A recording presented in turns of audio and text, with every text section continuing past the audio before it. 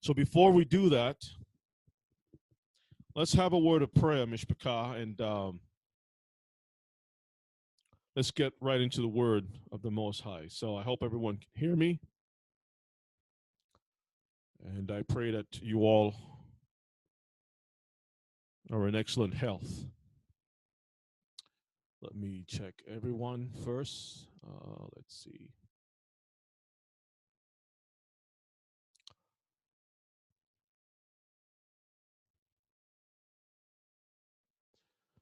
Well, shalom, shalom. I'm seeing a lot of new names in our chat room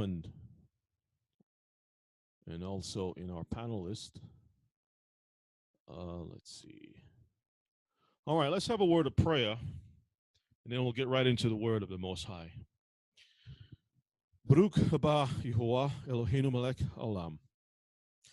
Father, we come before you. We give all praise unto your name, and we thank you so much for your love and your mercy, which endures forever. Father, the last days is clearly before us. Everything that we see, every experience that we've been through is manifesting that the times are truly short, and how cold the hearts of men have become, that even your very creation, they have no concern whatsoever. Father, look down from heaven and see that all creation is aching for your return. If we are not your chosen people, if there's no human being left to give you praise, Father, remember the innocent creatures, even the animals on this earth that don't have a voice, but they are part of your creation. I pray, Abba, please, for the sake of all that is good, I know that you have the power to redo all things and make things anew. But I pray that you would salvage the good on this earth, and restore back all things the way it should be. Bless all our brethren, our little ones, our older ones, our families far and near, the whole house of Israel. Remember us and gather us again. Pour out a blessing upon us. We thank you and we love you. In Yeshua's name, amen. Sometimes, brethren, when we go back into our scrolls, we have to look at the voices of the prophets and how they phrase certain things, the prayers that came out from their mouths, asking the Most High questions and trying to make sense when they look around and they see how bad things were in their time. They're trying to make sense of life.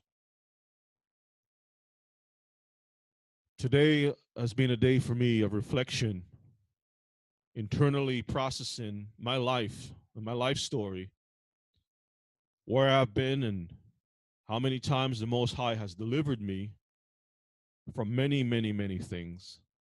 When you go out and you come back in, you have to give the Most High all the praise and glory. And you also have to ask questions, just like the prophets did. When you see things, when you see the wicked things that are happening, sometimes you put your hand in your heart and says, "Oh Father, this, you must put an end to this thing." When you watch the news and you see that people are doing such abominations in this earth. I was looking at an article.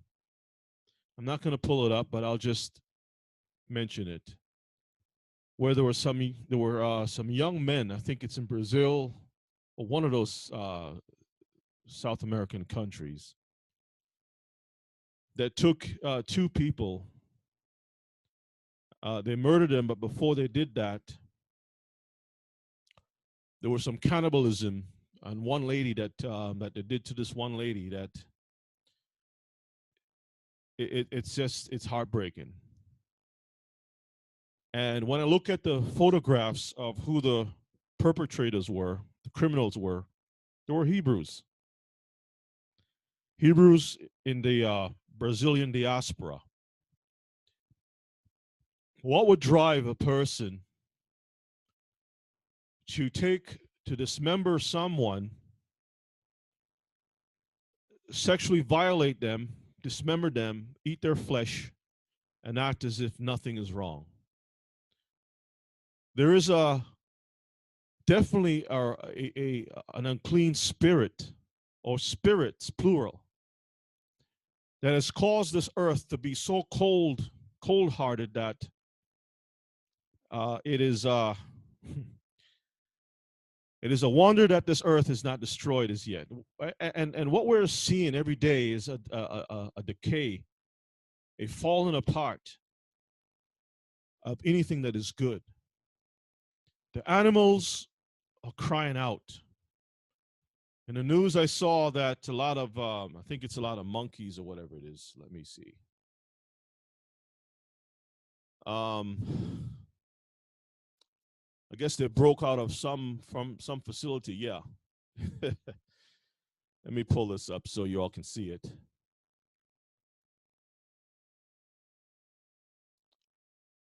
Where is it? Right here. In the Daily Mail, it says Paris Zoo is evacuated after 52 baboons escaped their enclosure.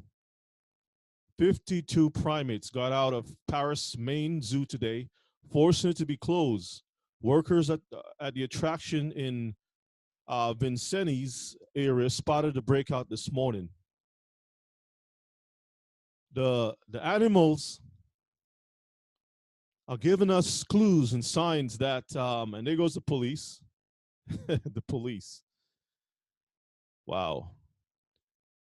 All they want is just to live in peace, just to do what they were designed to do. They're not asking for anything more. They don't want what we have. They just want to be left alone. That's all the creatures of the Most High is asking. You know, they just want to do what monkeys supposed to do, have a family and just. But there's a people on this earth that cannot leave the Most High's creatures alone. They capture them in the wild. They make backdoor deals with the natives of whatever country, whether it's South America or Africa or some parts of Asia. Make these deals with the poor people, promising them silver and gold and everything else, like Satan always do, for access to the lands of the people, to exploit their natural resources and even the living creatures.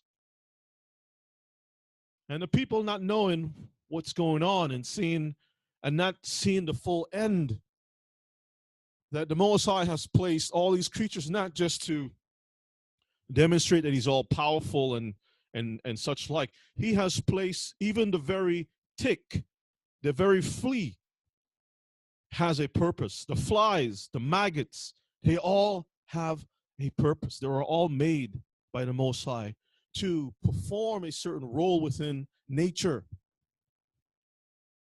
Even on our skins, there are little creatures that looks like fleas that clean the dead flesh on your eyelids and go into your ears, and they do certain jobs and stuff. That's part, because we are earth. They're going through our bodies and removing certain things because we are part of this earth. And it's the same way that you have earthworms moving through the soil, and you have all these different creatures moving through the soil to aerate the soil and to help the nutrients and to help the plants, and the plants contribute something. It's called a symbiotic environment where everyone shares something. They depend on each other. But one creature on this earth seems to believe that they have the answers for everything. And in the book of, let me pull it up, Genesis, the book of Genesis chapter 1 lets us know that the Most High's earth didn't need any help. Book of Genesis chapter 1, Verses 1 says, in the beginning, Elohim created the heaven and the earth. Let me skip on down to the plant life. Let's go to verses 10. And Elohim called the dry land earth and gathered together the waters called he seas. And Elohim saw that it was good. And Elohim said, let the earth bring forth grass, herbs yielding seed, and the fruit tree yielding fruit after his kind, whose seed is in itself upon the earth, and it was so.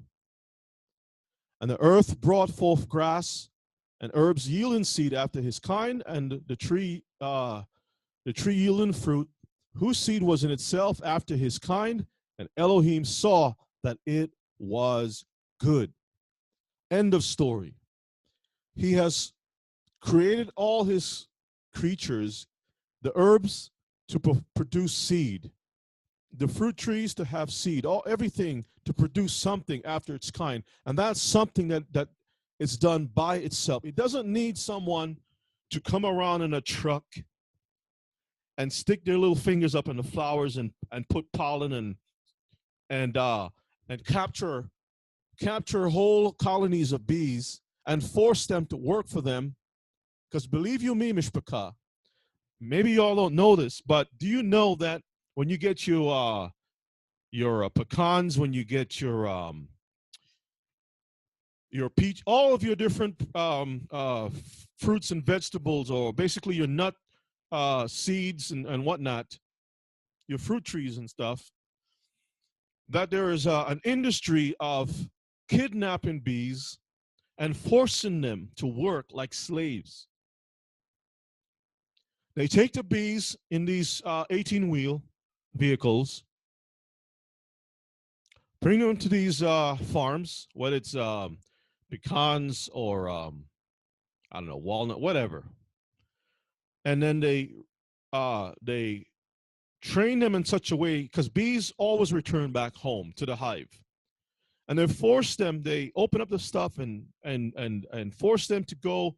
They travel throughout the place and they pollinate all the different fruit trees and whatnot, and then they come back home, and then they close up the vehicles so the bees don't have the ability to go in and out to urinate and all that kind of stuff, because bees have to urinate too. I don't know if you know that. They have to expel the impurities from their bodies, just like every creature on this earth. And they're locked up in these vehicles for hours. And that causes the sickness to develop within the creatures. This type of technique that is used in agriculture is dominant for the most part in places like California.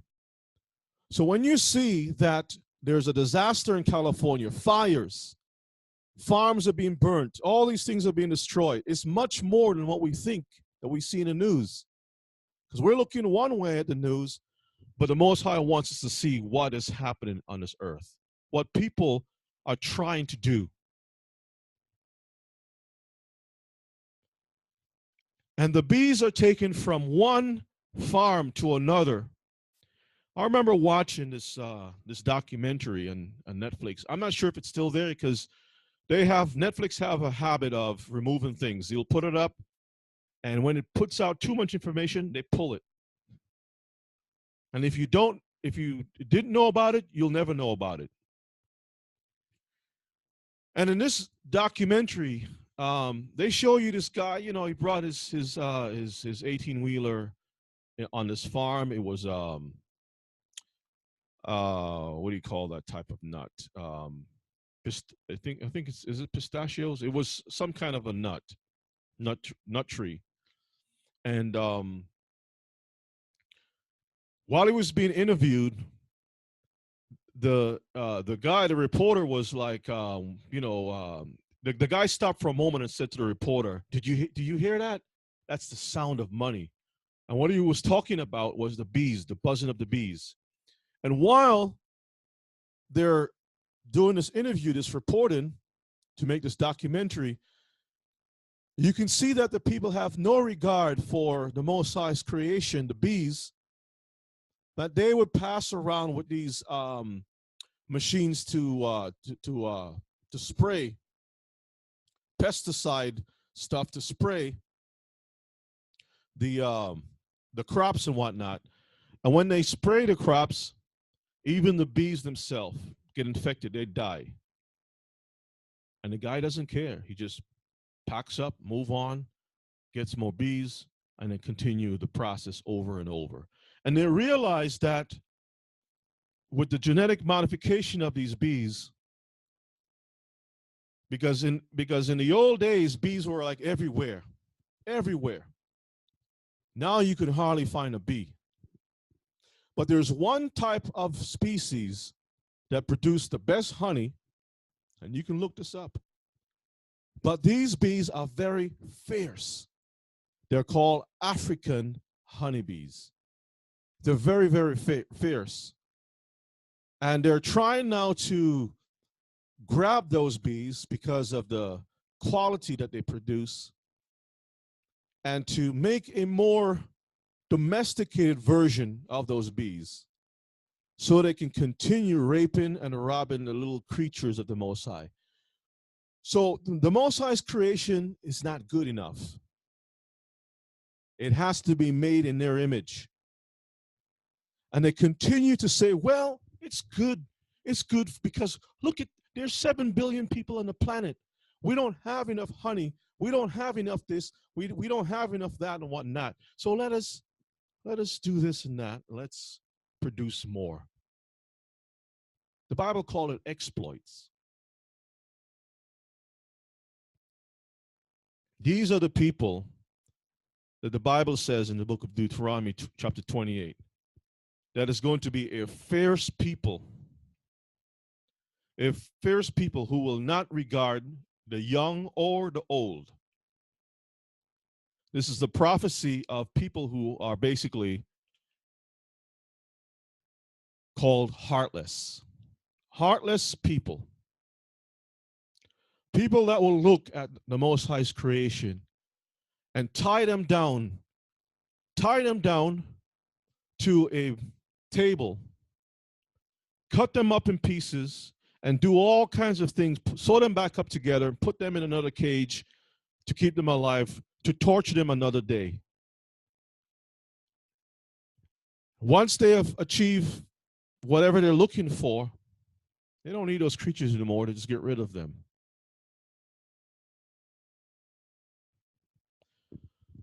Let me read on some more. Book of Genesis.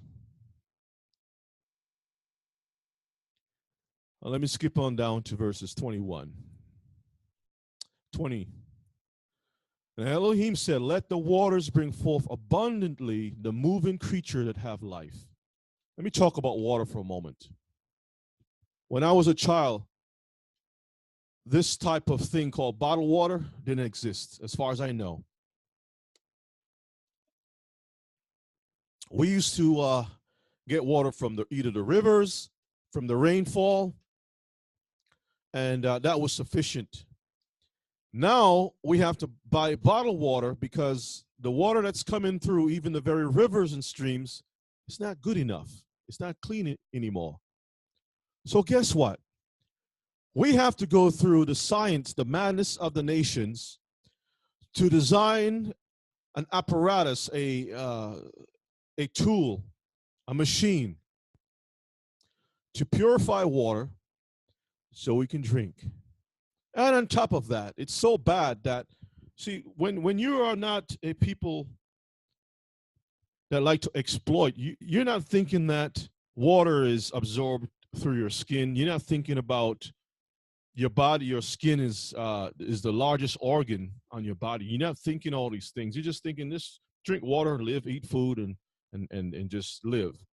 But the people who do the exploits, they know that water is essential, not just for drinking, but the application of water on our skin for cleaning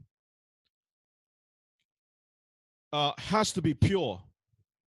If you're bathing in filthy water, brothers and sisters. Water filled with all types of hormones and poisons and everything else. We call it tap water. That stuff is absorbed into your body. It affects your body.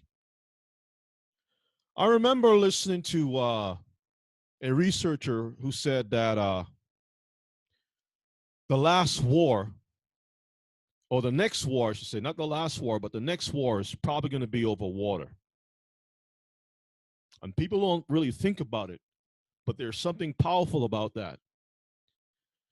Because water, the whole entire earth needs water just to survive. We don't need gasoline.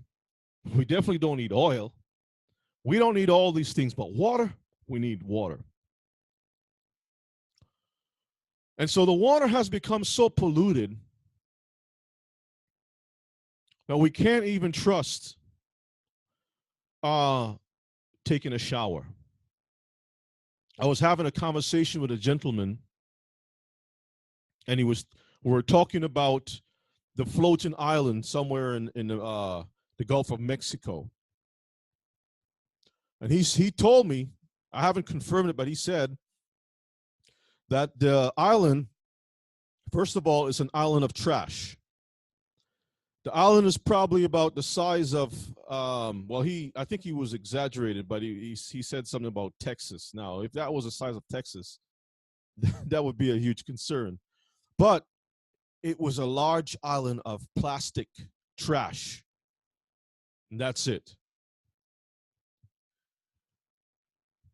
We were given the responsibility to take care of this earth. And let me read on before I continue ranting here.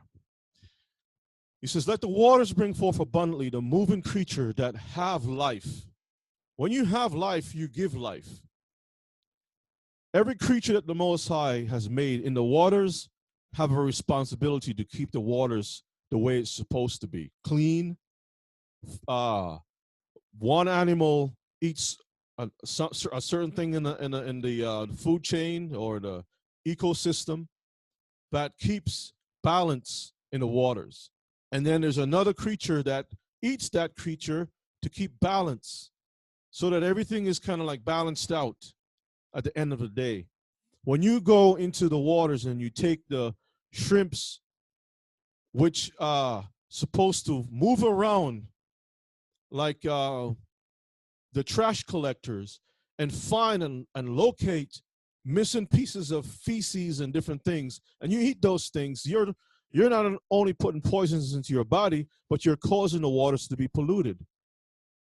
Those creatures are designed specifically to move around in certain places and to track the pollution, extract it into their bodies, and break that thing down, pass it out. And then you have the bacterias that changes things from nitrates to nitrites or whatever it is that they call it, back into pure water so we can drink it. And so that the other creatures that have a job can live and breathe. Because if there's a breakdown in this very generic system, the simple system of the shrimps and the clams and whatnot, if that fails, you're going to have a problem with the whales. They can't breathe in the water. The fish don't have enough oxygen. Everything starts to fall apart. So now you don't have tuna to put on your table. You don't have fresh fish to put on your table. You have nothing. And when those creatures fail, guess what? The birds who eat certain things, sardines or whatever it is, they start to fail too. And when they fail, it continues to ricochet throughout the whole ecosystem of this earth. It affects all of us. But there's a genius. Oh, there's a special genius. A special genius who brought our people here on slave ships. There are actually geniuses that brought our people on slave ships, not just here in America, but throughout the whole world. They make up what you call the iron and the clay. The iron and the clay. We call it the Islamic folks and the Romans, these two. And both of them have the seed of Esau. both of them. Both of them are considered Gentiles. And yes, they divide this earth up religiously, but also scientifically. If you have to really go into how this earth operates, you see, the European Gentiles creates inventions of machine, but they need fuel to run those machines. They need monies. They need a system to create an economy to finance their wickedness, their wicked inventions in this earth. And so you have the suppliers of fuel in those desert countries that supply what is necessary to run this wicked invention. And then when you look to the east, over in India and China and those places, Taiwan and whatnot, you have the workers who produce the things for cheap. They pollute the atmosphere, they pollute the waters. They're working against themselves to their own destruction, to the destruction of the only place that we have that has oxygen and fresh water. You mean to tell me that the Most High have so much fresh oxygen that that's not good enough for you? That you have to go to your blackboard, your chalkboard, and write up formulas. If I take this and I mix this with that, and I do this wizardry, that's why, they call brainiacs wizards. Because it's true. It's sorcery. So they go to the blackboards,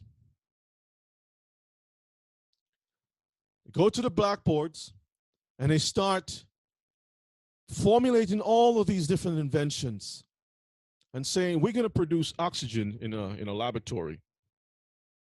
And it's going to be 100%, 99.9% purer than what the Most High has made. And we'll sell it to you for the price. We had a Hebrew that changed his face so much because he wanted to be like the Europeans, that he kept going for operation after operation until he had no nose. You couldn't even recognize him anymore. And he used to sleep in a chamber and had his oxygen is produced in a laboratory oxygen, because the scientists don't go out there and siphon oxygen. They're producing this thing in a laboratory.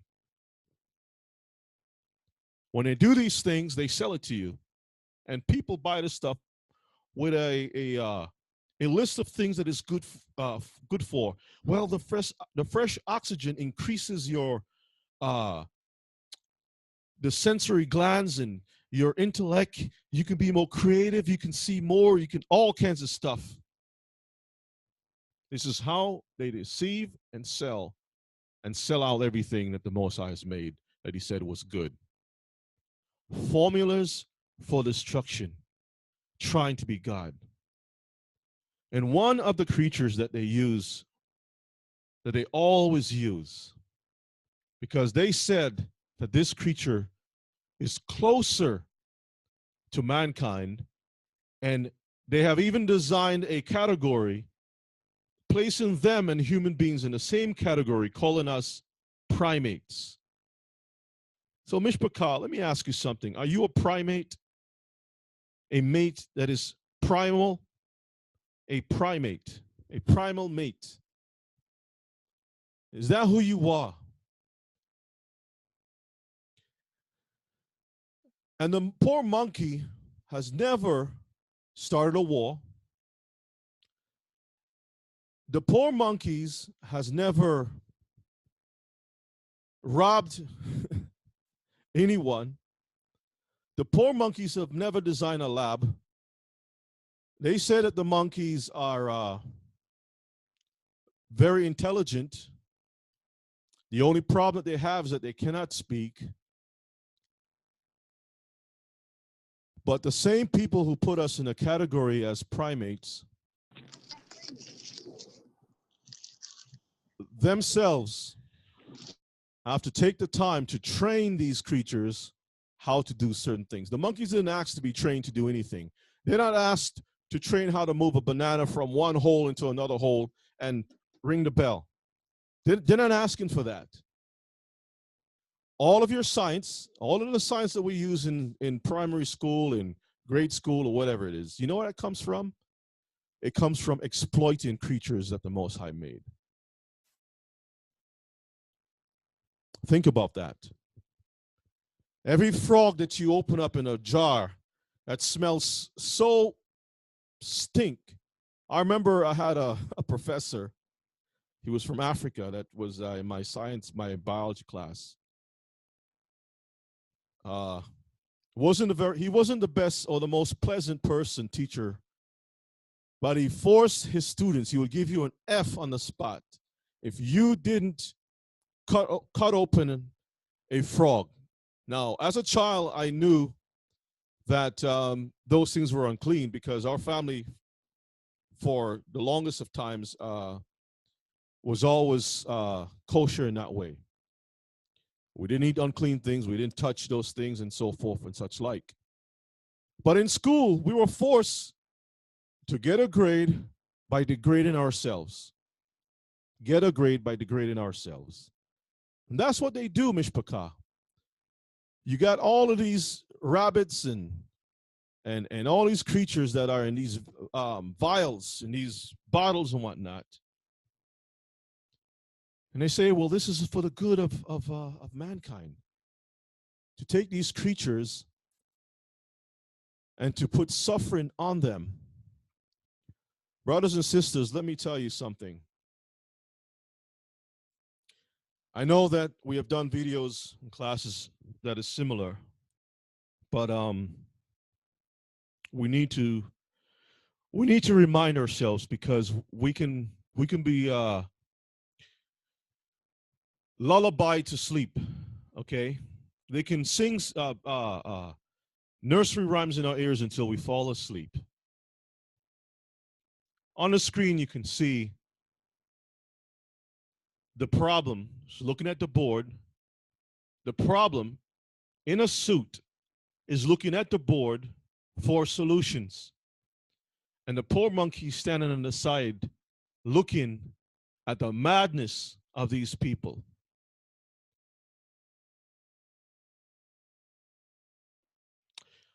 Let me go back to the scriptures and let's read a little bit more.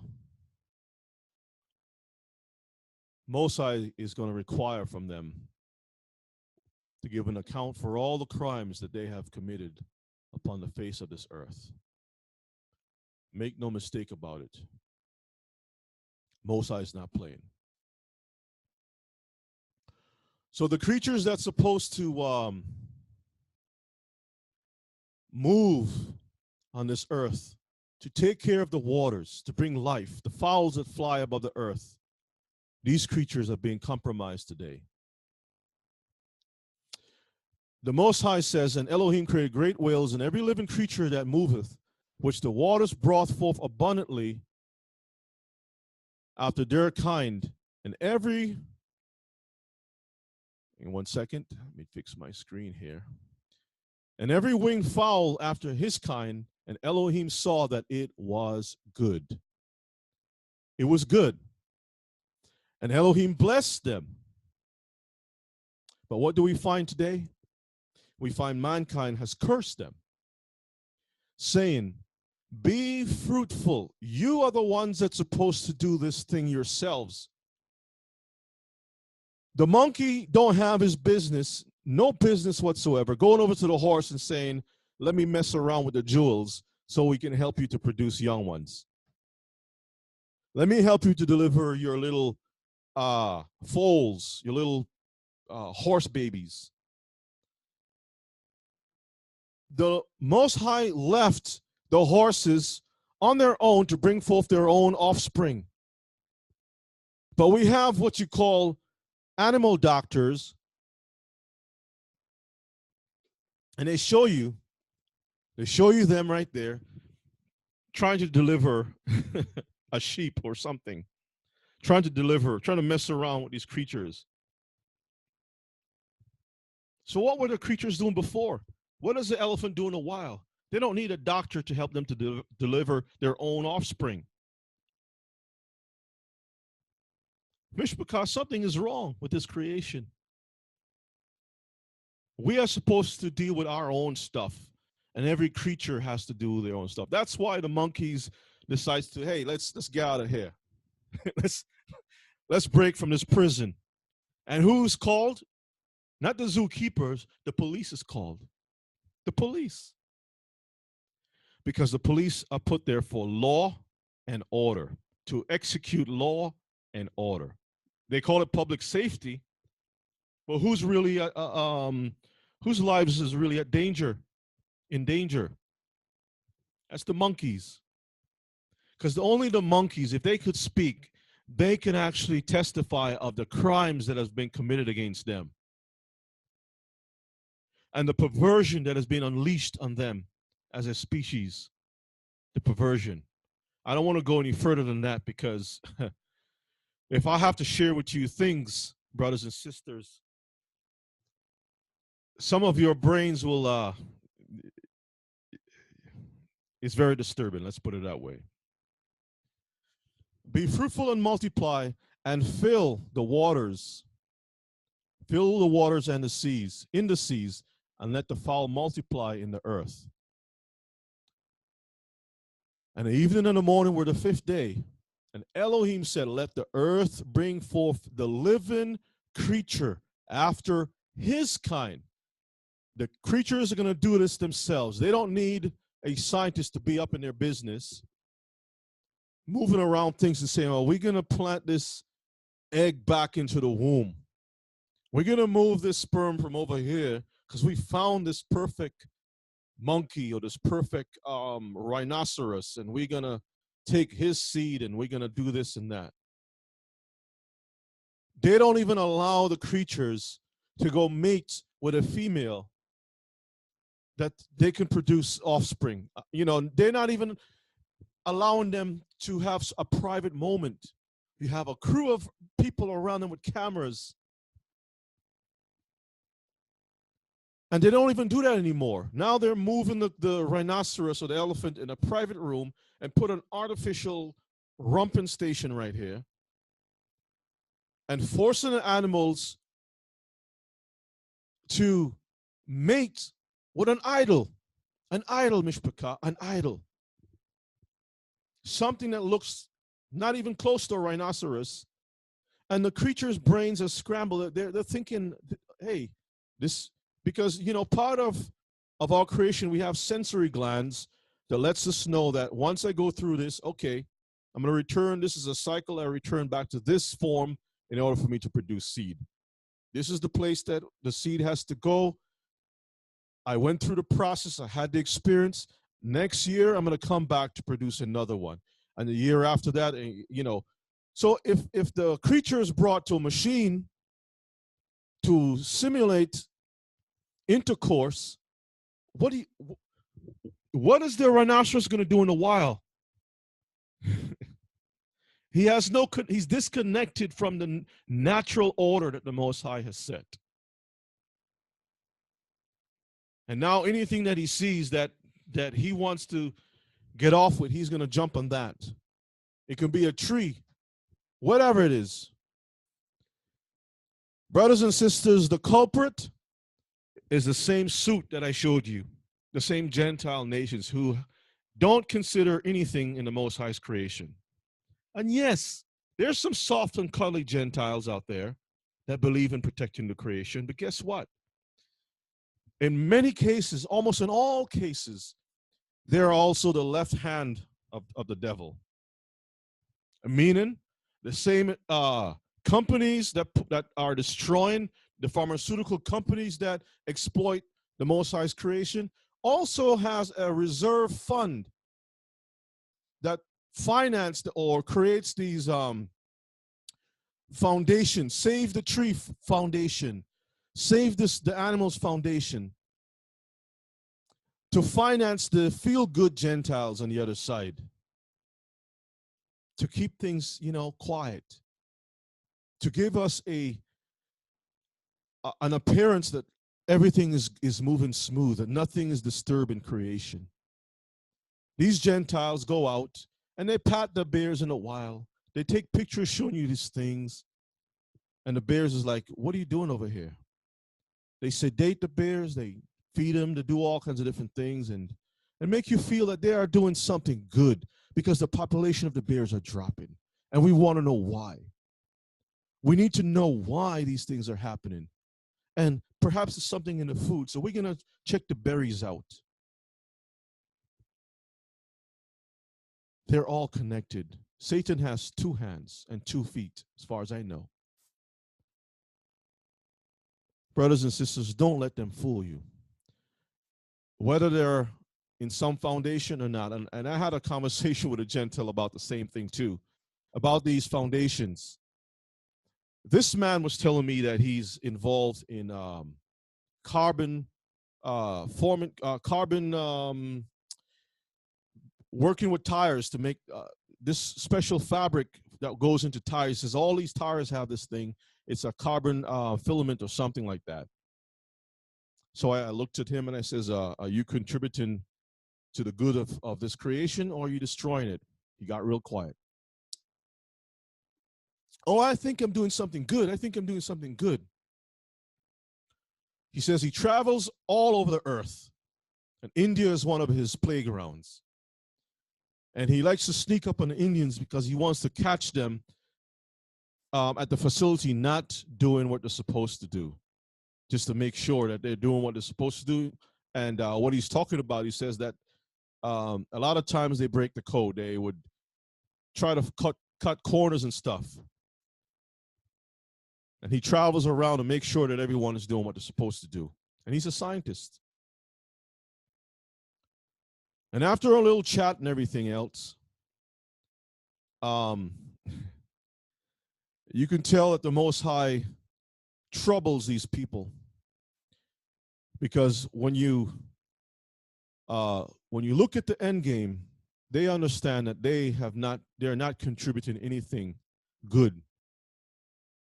All they're doing is rearranging the Most High's order, trying to be God, playing God, saying, well, this river shouldn't be really running here. We can do a better job. Let's move the river 2 kilometers up.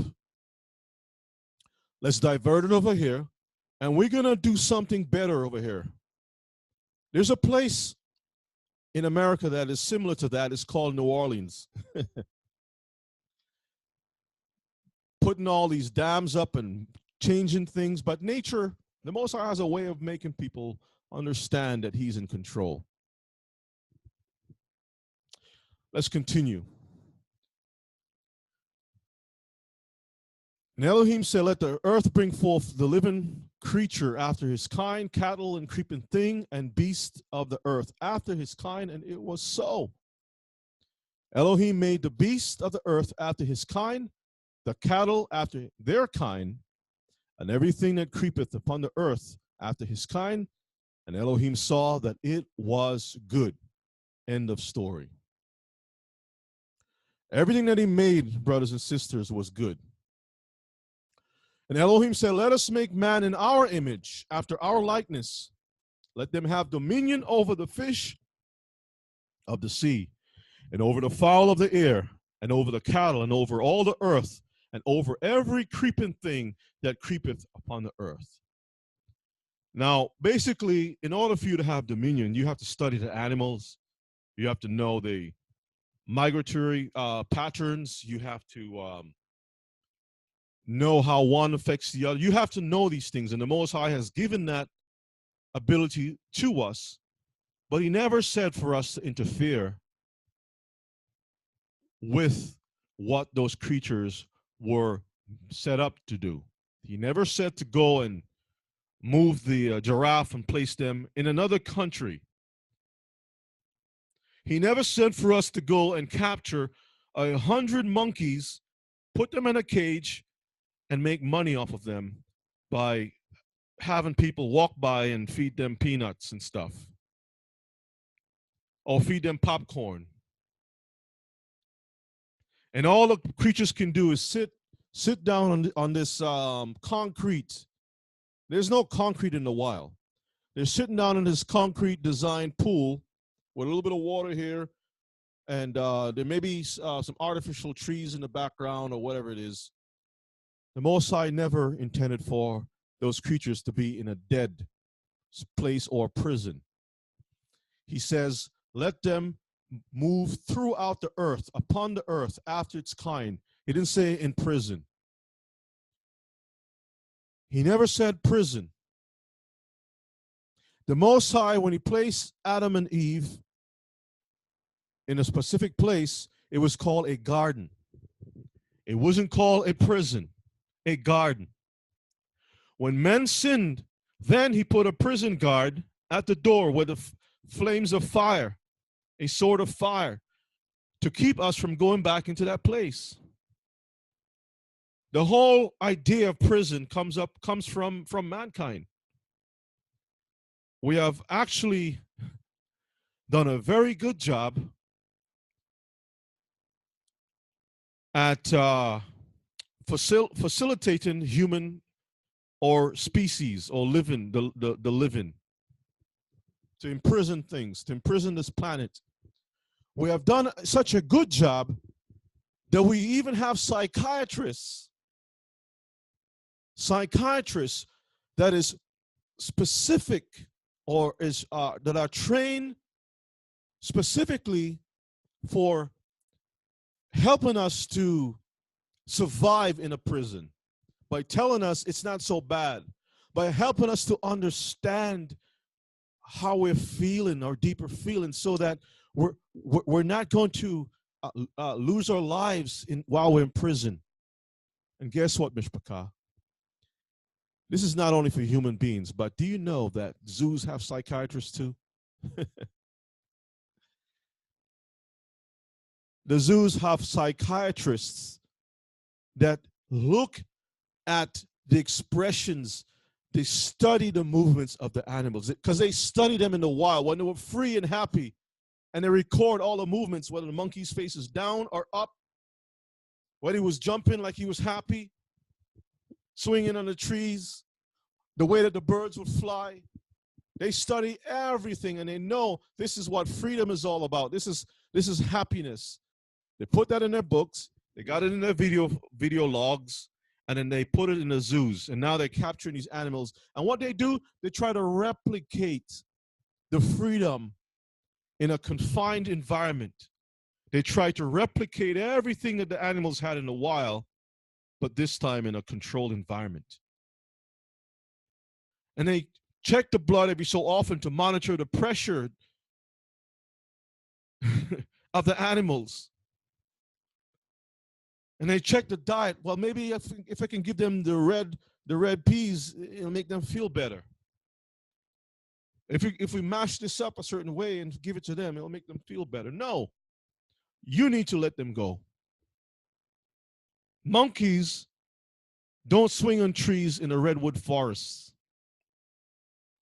They have their own location, okay?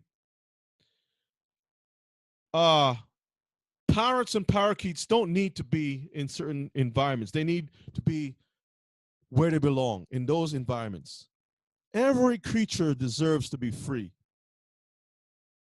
And so these zoologists study these creatures, exploit them, and not only that, brothers and sisters, but the research that they use from these animals is part of our Sex 101 teaching in the public schools. Do you know that the one who pushed the sex education, his name is Alfred Kinsey. Alfred Kinsey. You know what his profession is? A zoologist. Let me pull it up for you.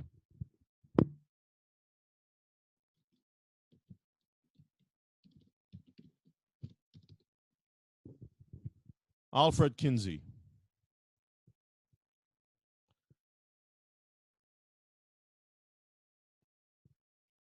Here he is. Here is the criminal. An American biologist, and he's what? In zoology. And he was the one who put out these books, research that he has done, and he's also a pedophile. A pedophile. He is the one who was, you can call him the father of sex education. And you have to wonder, and here it goes. It says Kinsey parents were devout Christians, Methodists. Okay. Let me skip on down just a little bit. Let me see. You could probably read the article on your own. And it says right here, Kinsey was bisexual, and as a young man would punish himself for having homosexual feelings. It goes on and on. So the spirit that's within this man was transmitted onto paper. And this is why we have today the sexual revolution. He says, as well as liberating female sexuality. That's part of his work. So the question is, how do you gain your knowledge about the sexual beings of animals, the sexual operation of animals, and also the sexual operation to put information about how old these certain types of sexual manifestation begins? That's the question. Because in order for you to know if that seed that is put in the earth has roots, you have to dig in the soil. You have to be able to be close to when the process is happening, at the early stage of processing, to see what is happening beneath the surface, to know what is really happening. I hope you all understand what I'm saying.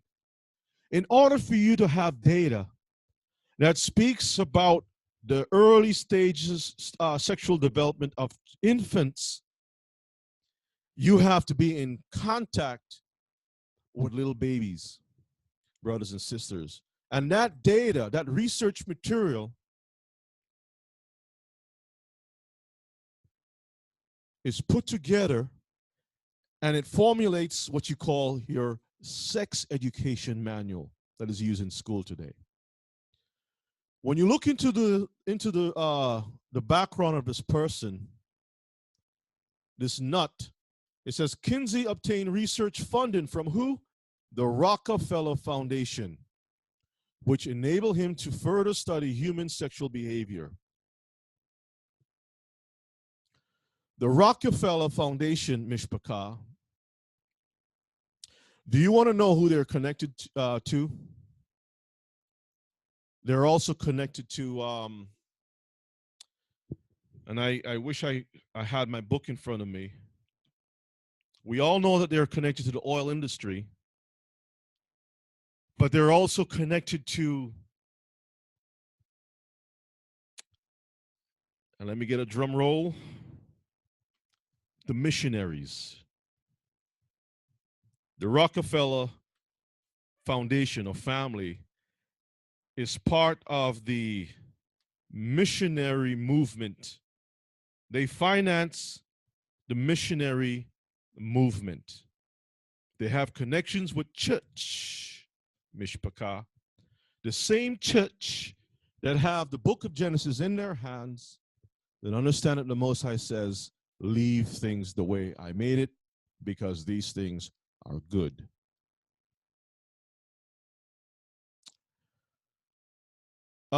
Let me see if there's anything else I want from this article.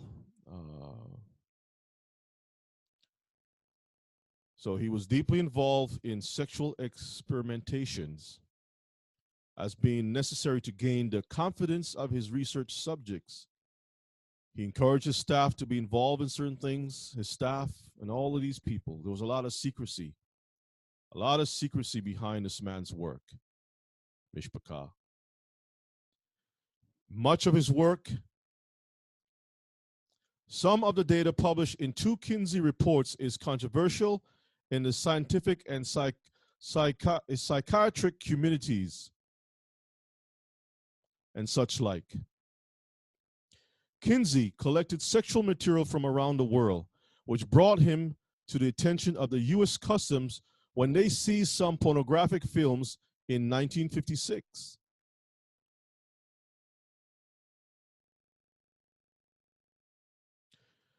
Look at what he did. Kinsey wrote about pre. I don't even want to go into that. But let's look at the age. Over 300 children aged from 2 months to 15 years involved in exploitation for his research.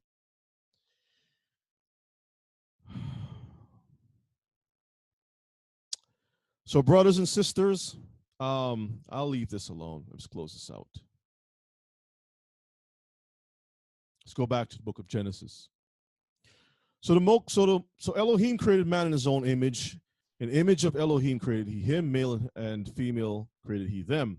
He blessed them, and Elohim said unto them, be fruitful and multiply, replenish the earth, subdue it, and have dominion over the fish of the sea, over the fowl of the air, and over every living thing that moveth upon the earth. And he said, behold, I have given you every herb bearing seed which is upon the face of all the earth, and every tree in the which is the fruit of a tree yielding seed, to you it shall be for meat, for food. And to the beast of the earth, and to every fowl of the air, and to everything that creepeth upon the earth, wherein there is life, I have given every green herb for meat. And it was so. But what's wrong with the Most High's creation? We know that sin came about and things start to go upside down. Let's take a look at, let me go real quick. Give me 1 second here. And let's go to Ecclesiastes 9, chapter 9, and we'll read a little bit verses 3. Let's see.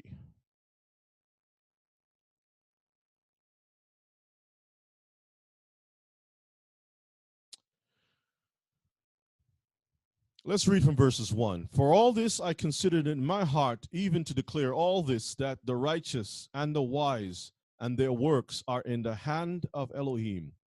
No man knoweth either love or hatred by all that is before them. All things come alike to all. There is one event to the righteous and one to the wicked.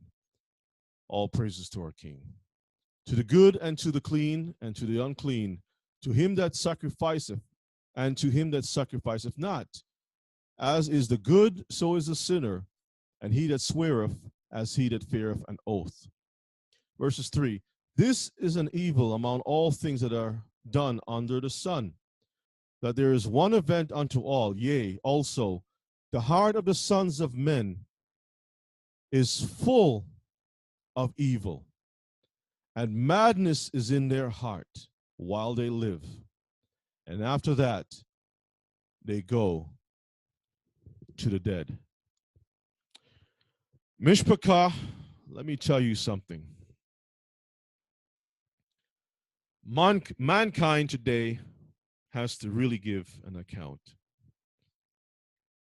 The way that they dismiss themselves from being to be accountable for their crimes is that we must first publish works to prove that there is no God.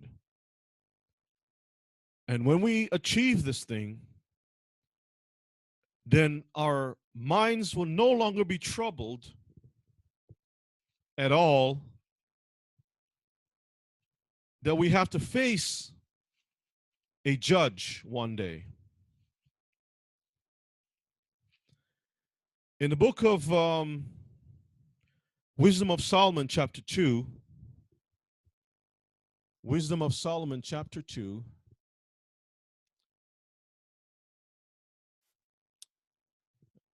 and we're going to start at verses 1.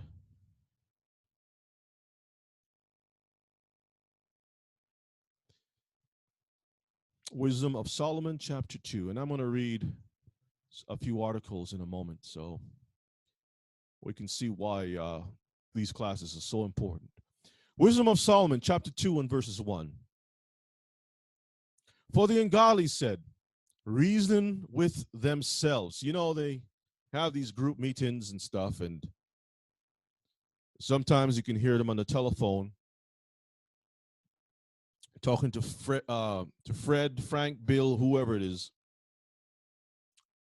about certain things. And they have these meetings because in their minds, money is very, very, very important. Trafficking, not just of souls. Trafficking, and trafficking of souls is not just you kidnapping people and smuggling them through countries and keeping them as prisoners. Souls can be held hostage by saying, we're going to pollute the waters, and now you got to come to us to get fresh water. And therefore, you're a hostage. You got to do whatever they say to do so you can stay alive.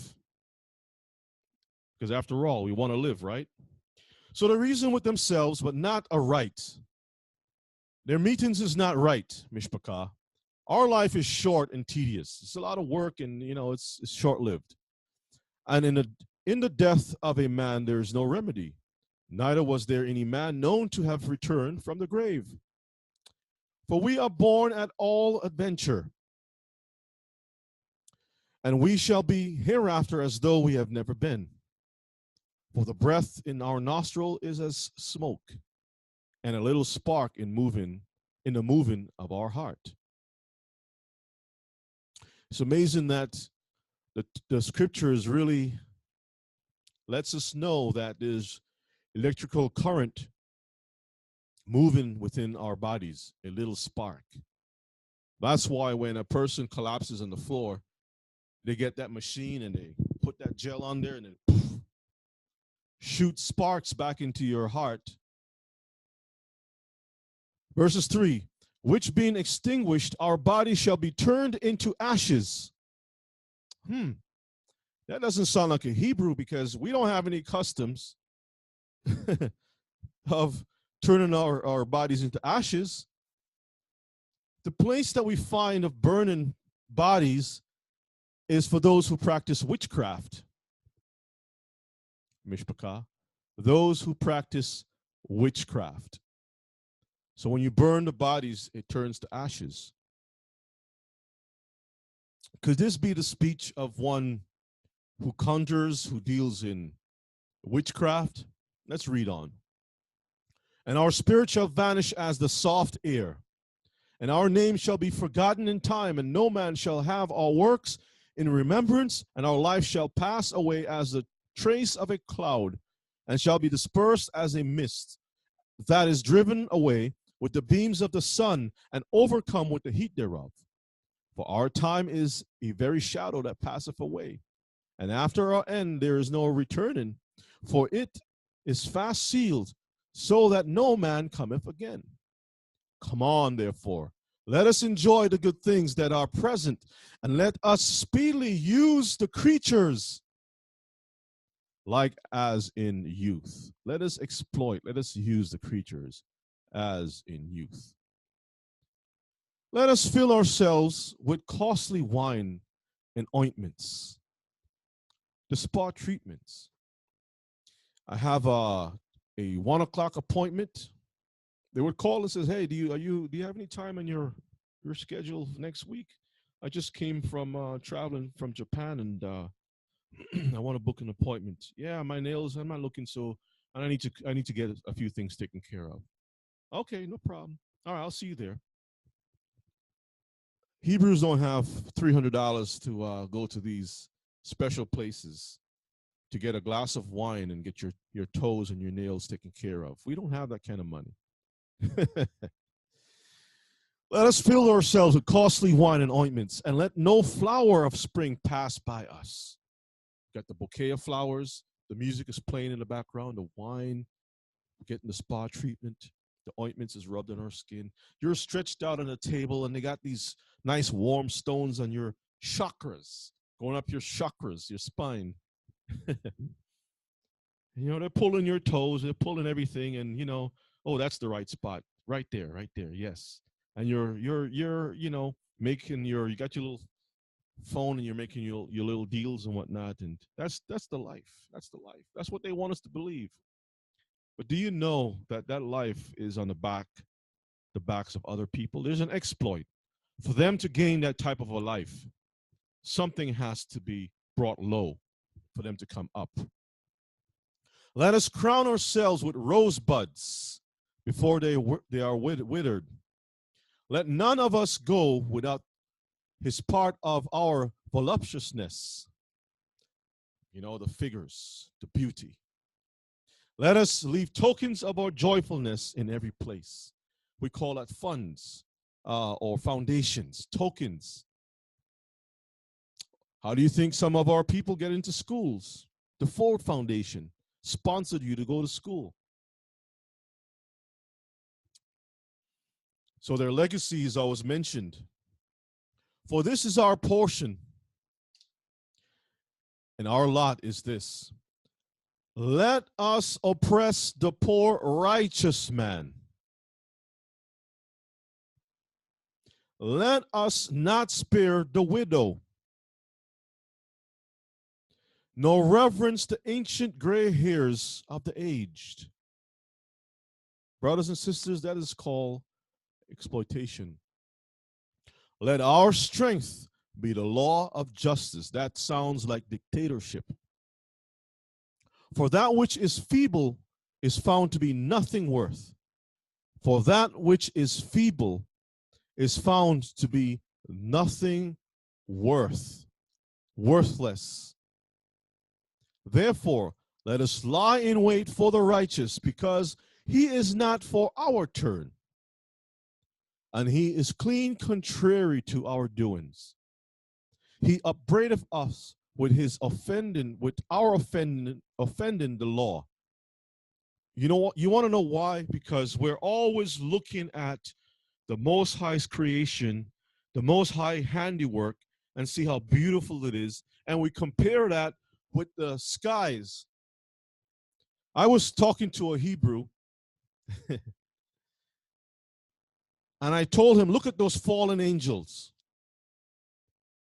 Now you may be asking, well, what are you talking about, brother? What do you mean fallen angels? You can see fallen angels, yes, and you can see them too. The fallen angels go up the sky, and they leave a trail behind them. And they come down the sky and they leave a trail. They fall from the sky, going that way, they go that way, they go the other way. And behind them, there's a huge cloud. Because remember, the Bible says he will be returning with clouds or whatever it is. These angels also create these artificial clouds everywhere. I call them fallen angels. You can call them planes, aircraft, whatever. But after all, they have a military or ex-military team called the Blue Angels. Have you ever seen a blue angel? Is there anywhere in the scripture that says angels are blue? Yeah, so these people are fallen angels. And I was conversing with this Hebrew, and I says, we were talking about how beautiful the day was, and then when we looked in the sky, you can see, but look at this. Look at this fall, look at this thing spraying the skies.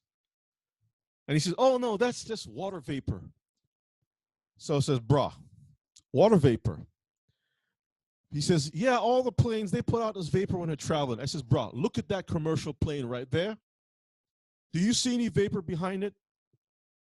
He was quiet. Do you see that other one that is going up? And you see that thing right there? Look at this other one that is close by. Do you see the vapors on this one? Well, what you call vapors, those things are not vapors. These people are artificially making these clouds for a reason. The blue sky of the Most High, they have messed around, they've poked so many lasers in the sky, they have changed things so much, they've messed with the environment so much that clouds is not even clouds anymore. Now to patch things up, they're spraying the sky because of the holes that they're poked. How come we don't hear any news up there that every time you look, no matter where you are in the world, even in very poor countries, you see these jets going up and spraying the skies? Have you ever seen a commercial jet go straight up? Just straight up? To fly an aircraft, it costs money, not just for fuel, but to maintain the aircraft. Every time the aircraft goes up, there's a lot of wear and tear on the engines. It has to be maintained. It's very costly.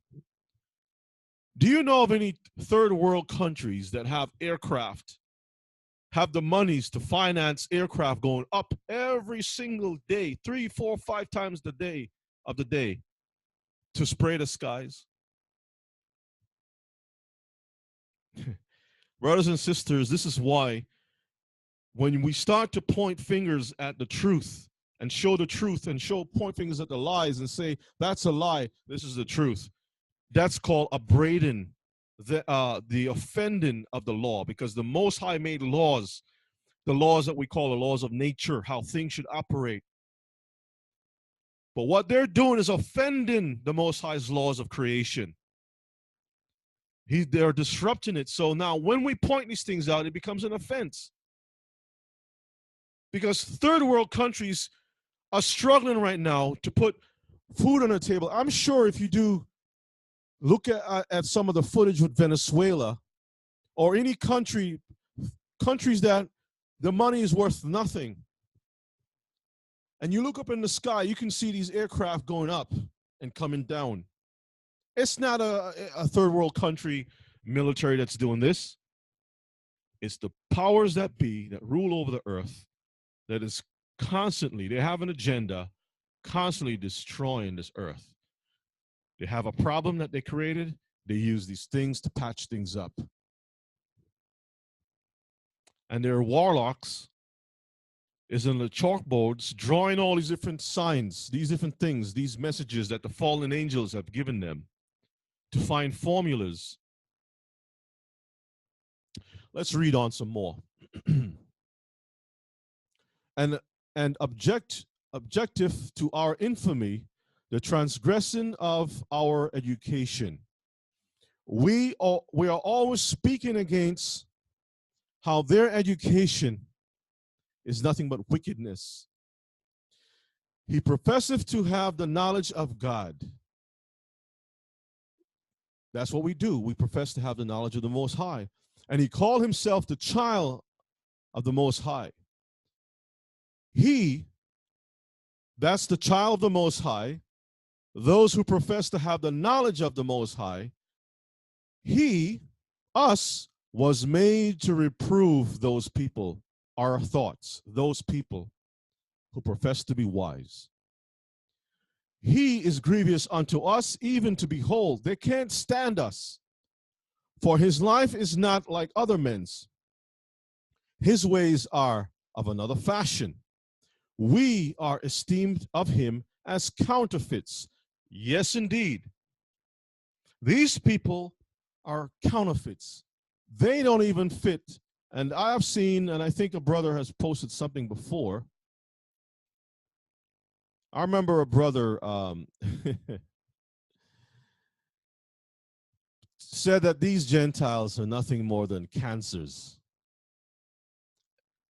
And it was doing a comparison with cells. When you look at the handiwork of the Most High, he's an artist. He's a designer. He makes things.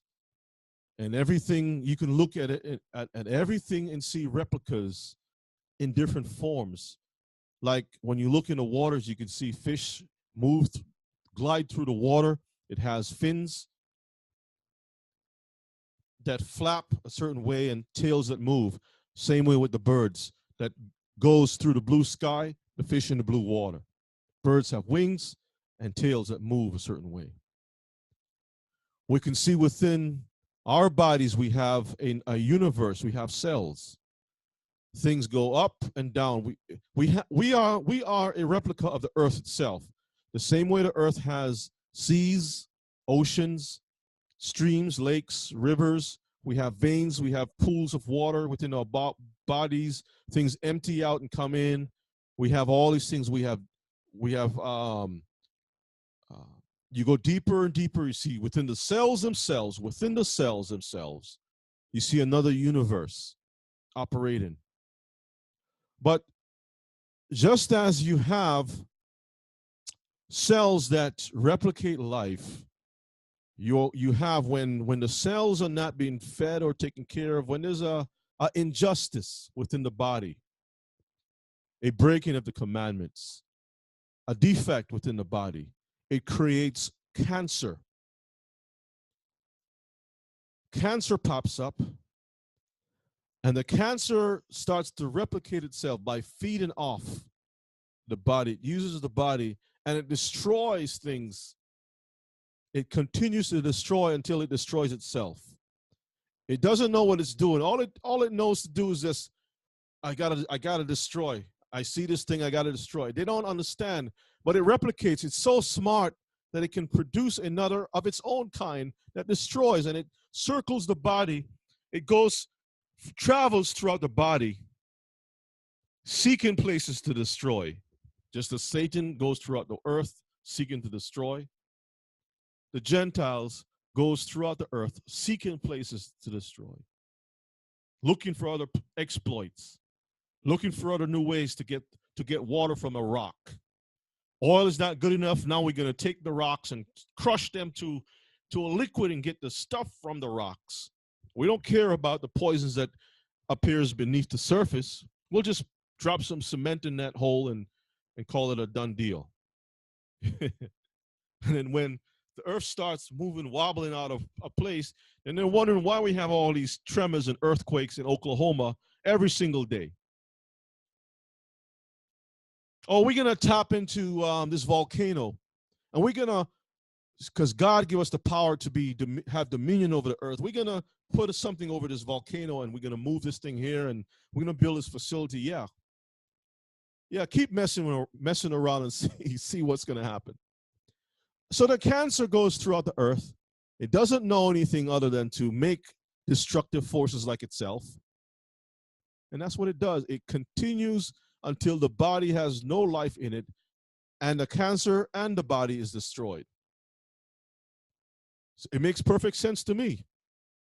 It makes perfect sense to me why someone would put that information that these people are a cancer to life on this earth. Because when you talk to them about what they're doing, it's like, huh? Oh, yeah, you're right. They get really, really quiet. You listen to them, you let them talk. Yeah, I went to school at such and such. I listened to them. Yeah, I went to school at such and such. And then what? Yeah, and I got my degree in this. And so what are you doing with that degree? Oh, yeah, I work for this company that do such and such. I remember talking to this one gentleman. Yeah, I work for this company that deals with food and stuff, pharmaceuticals. So it says, okay, so basically what you're saying is that you're messing with the food, right? You got real quiet. That life the way it was not good enough. That you can produce something that is better that we can consume in our diet.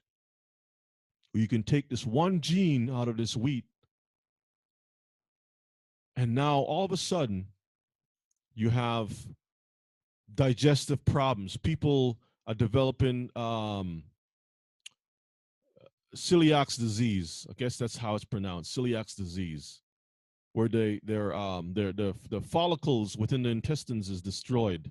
It can't absorb the food anymore because they've tampered to produce massive amount of wheat.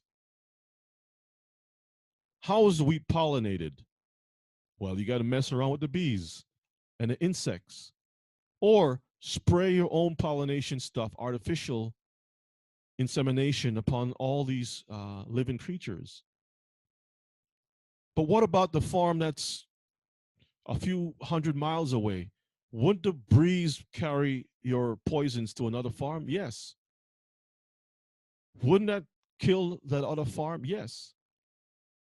So if that farm is dead, where are they going to get their seed from? Oh, they're going to come to us.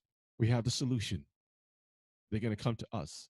They can buy the seed at a low cost, and the seed has everything in it. It's a packaged seed. The seed will not suffer rot. The crops will not rot. The crops, insects wouldn't want to bite it. Brothers and sisters, if an insect doesn't want to eat something, that tells you off the bat it's not real. It shouldn't be consumed. It shouldn't be consumed. So now they're tampering with the insects. They're removing genes and chromosomes and mixing things around. So the insects can be their perfect slave. And after having conversations with people like that, their whole face changes. We are esteemed of him as counterfeits. He is abstaineth from our ways as from filthiness. He abstaineth from our ways as from filthiness. These people are a stench. And that's what cancer is. Do you know what the solution is for the Gentiles to treat cancer? It's called chemotherapy. We use poison, and we're going to kill the cancer, but not just the cancer. We're going to kill everything. It's what you call scorched earth. Everything is going to be bombed. In Vietnam, they use something called orange agent. I think that they probably use that for chemotherapy. Orange agent. They dropped that stuff and it killed everything that it came in contact with, brothers and sisters, the good and also the bad. So while you're thinking that these wars are just wars because two Asian people has a disagreement, one in the north and one in the south. You probably think you were told that in school that that's what it's all about. It's much more than that. You'd be surprised of the pharmaceuticals, the Catholic Church, and all these people working together in one concert, exploiting those people, running tests. When they drop bombs in Iraq, somebody is experimenting to see how the bombs work. Somebody in DC wants to make sure that their boys who's putting money in their campaign is taken care of. So they have a product they want to test. So the test subject is going to be those poor Muslims in some country. We're going to drop something over there. We're going to test it out. And then later on, whatever that we tested in that market, we're going to put that as pesticide over a farm or in your front yard to keep all your front yard looking uniform. Everyone's front yard has to be spotless. No dandelions, which is a medicine.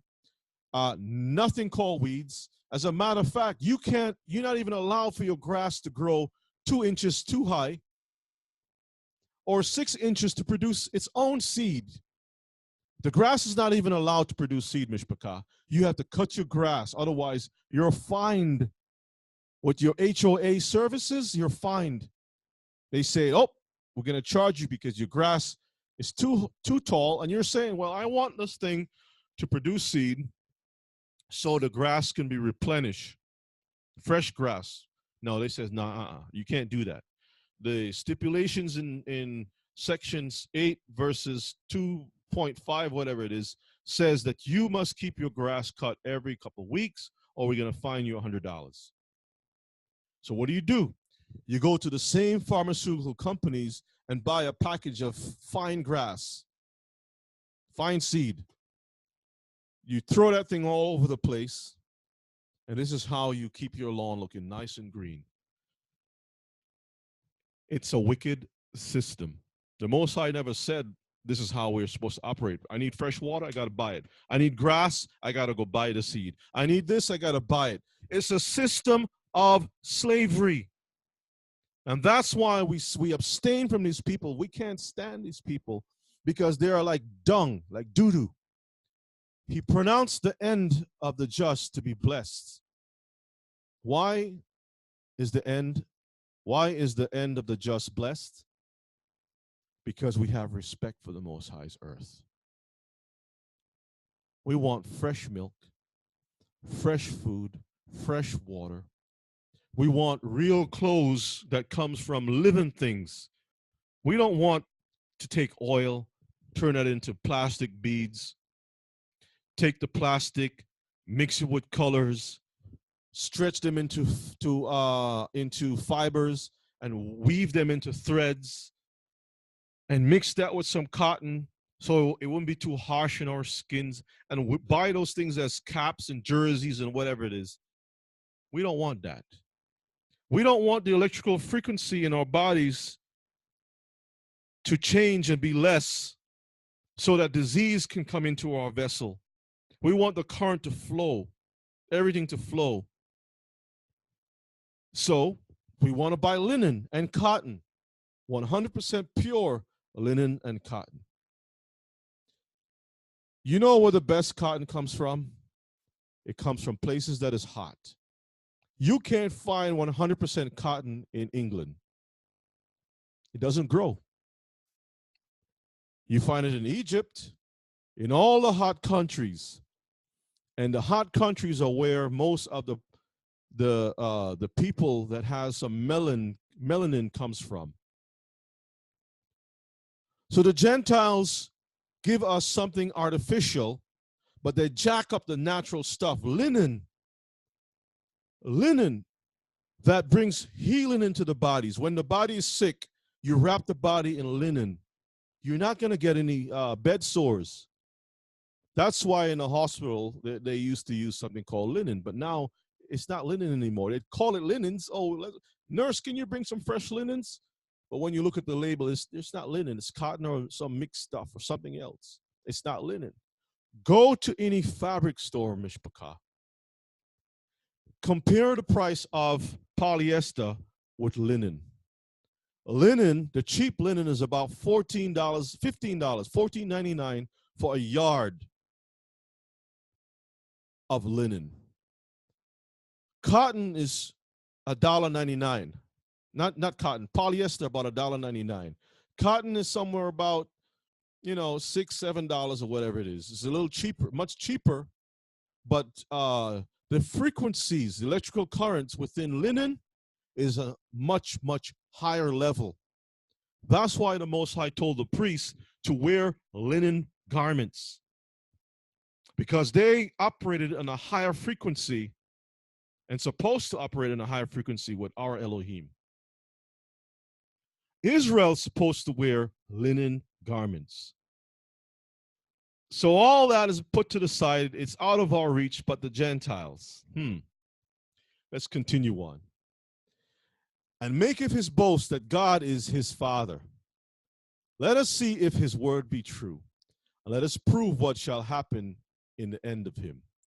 For if the just man be the Son of God, he, the Most High, will help him and deliver him from the hand of his enemies.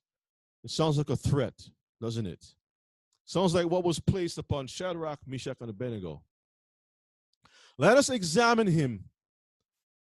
You know what this is called? This is called interrogation. This is called torture. Let's read. Let us examine him with despitefulness and what? Torture, that we may know his meekness. We can replace that word with weakness, that we can know his meekness. They subjugate us to see how much we can tolerate, how much we can stretch and bend under this this torture that they're putting us through.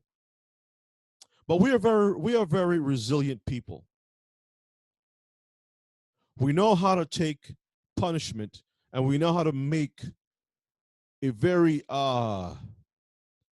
like I remember watching this brother. He's from Haiti. I think it's called Basquiat. Jean Basquiat, I think is his name. And he was an artist that would take garbage, anything that looks like trash, graffiti, and he would do all kinds of strange things with that thing. He would take trash and make it look artistic.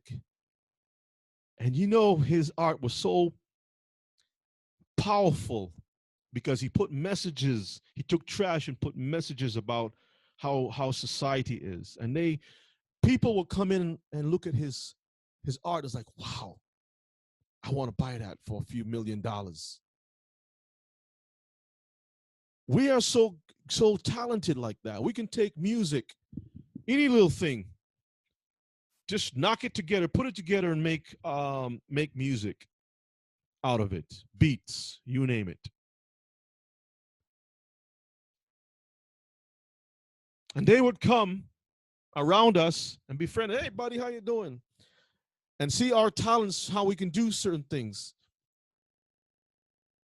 Like, for example, in certain parts of Africa, the people would take, and you can look this up too, oil cans, petrol cans, kerosene cans, these different cans.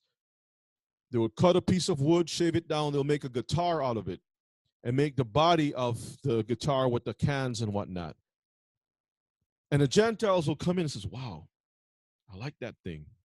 It has a unique sound to it. It's really a beautiful sound that comes out of it. Taking trash and turning it into a musical instrument. Let me see if I can share that with you all.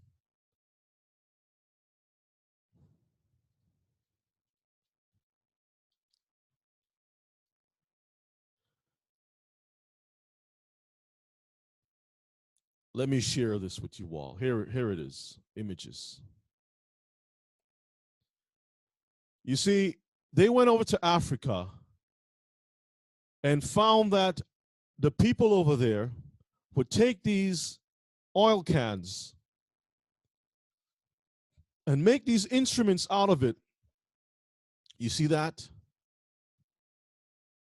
And the thing sounds so good that now you have these companies that have been set up.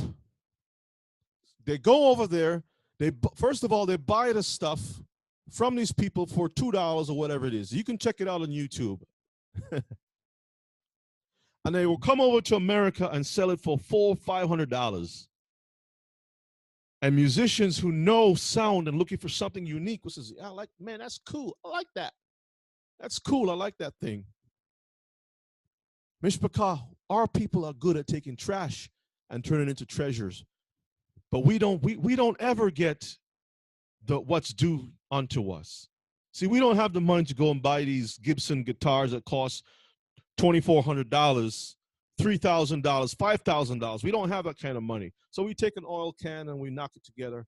As a matter of fact, Dutch Shmuel was making a guitar out of cigar boxes. You can check that out too. You take a cigar box and you can make an instrument out of it. And they see that we can take these things that are throwaway stuff and they make a lot of money to bring these things in, to buy a box full of this stuff for cheap, probably spend no more than $50 US dollars, bring it over here and make 1,000 times more money. Businesses are made from this thing. Look at it. Let's go back to the scriptures. Let's go back to the scriptures.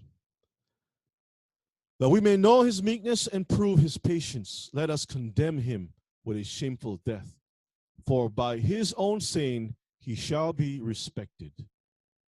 Such things they did imagine and were deceived, for their own wickedness have blinded them. As for the mysteries of Elohim, they knew them not. Neither hope they for the wages of righteousness, nor discern a reward for blameless souls. For Elohim created man to be immortal and made him to be an image of his own eternity. The same way that the Most High lives forever, this is what the Bible is saying. This is what the Most High wants us to be. For Elohim created man to be immortal and made him to be an image of his own eternity. Nevertheless, through envy of the devil came death into the world. Satan was envious, death came into this world, and now People want to go after Satan, and however Satan feels, that spirit is within the people themselves. And they do, and that, let me read it again. And they that do hold on his side do find it. Those people that are on the side of Satan, guess what they find? Death. Let's look at some articles.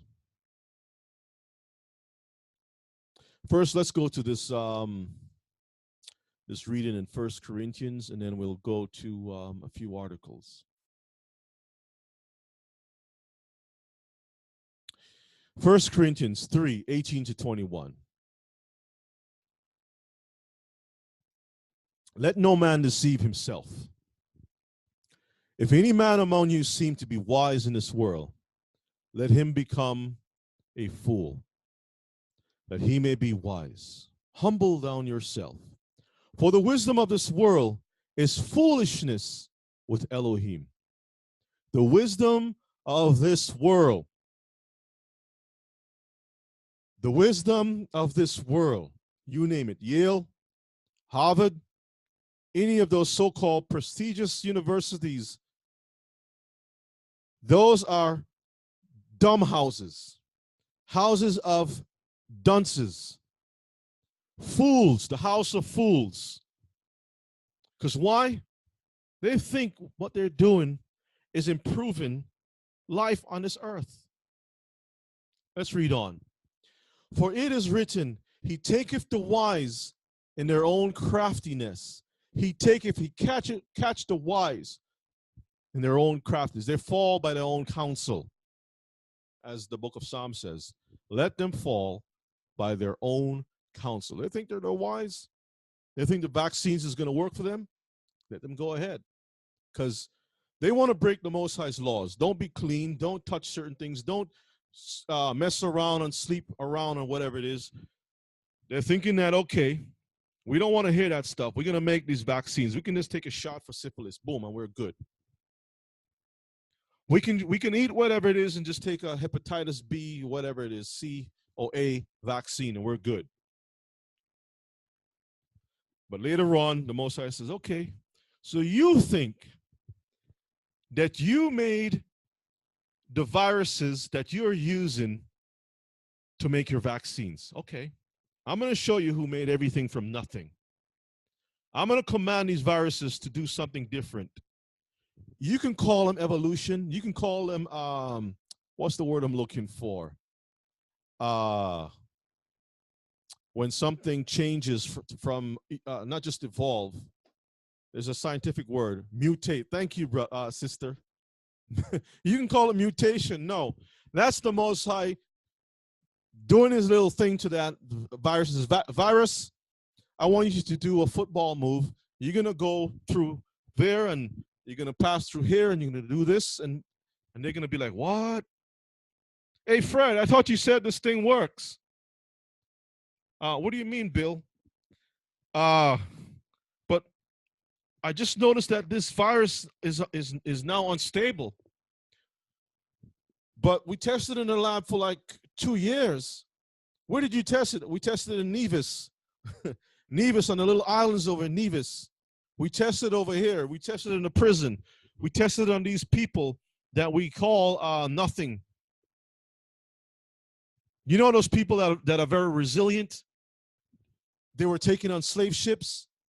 They ate nothing but garbage. They slept in doo-doo. They went through all these things, and yet they survived, and they became a people.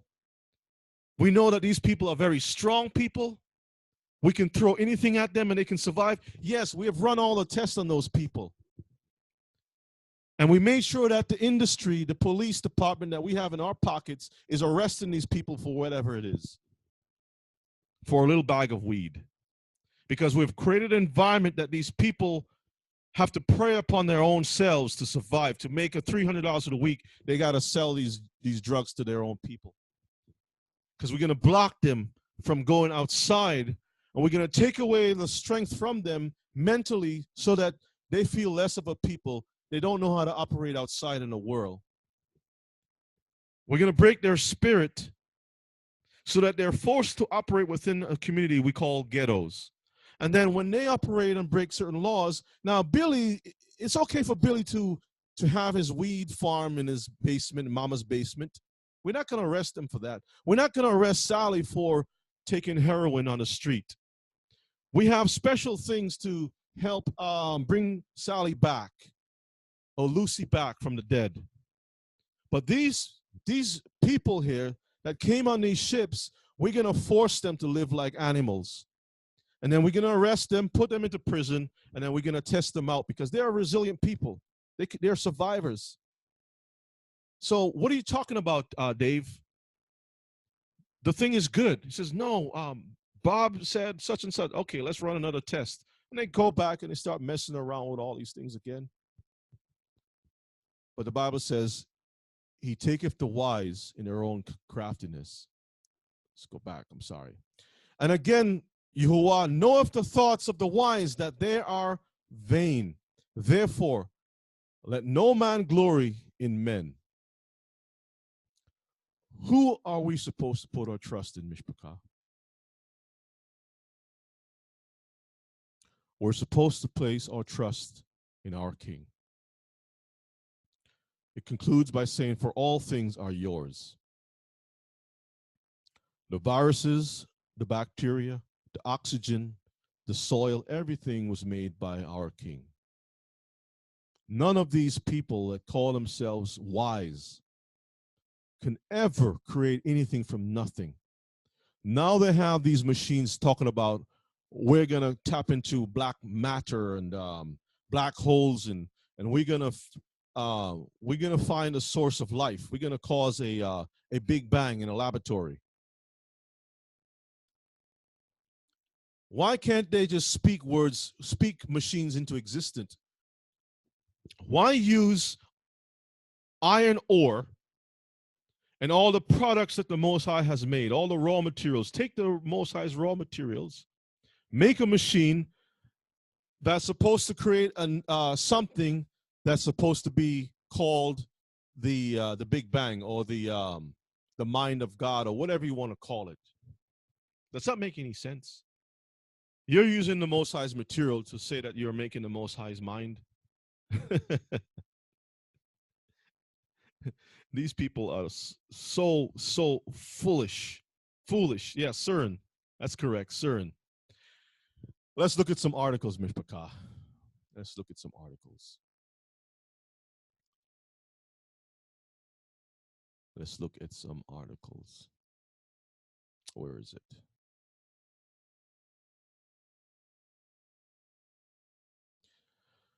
Scientists successfully clone monkeys.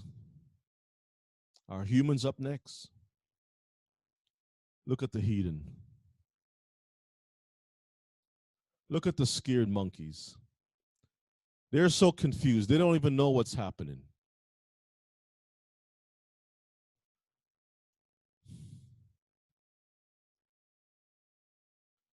New York. For the first time, researchers have used the cloning technique that produced Dolly, the sheep, to create healthy monkeys. You see how there were things? To create healthy monkeys. Now, Dolly, the sheep, was not healthy at all. It actually, those creations, those monstrous creations, actually died. So now they're putting the propaganda out that the monkeys are healthy, right? Bringing science an important step closer to being able to do the same with who?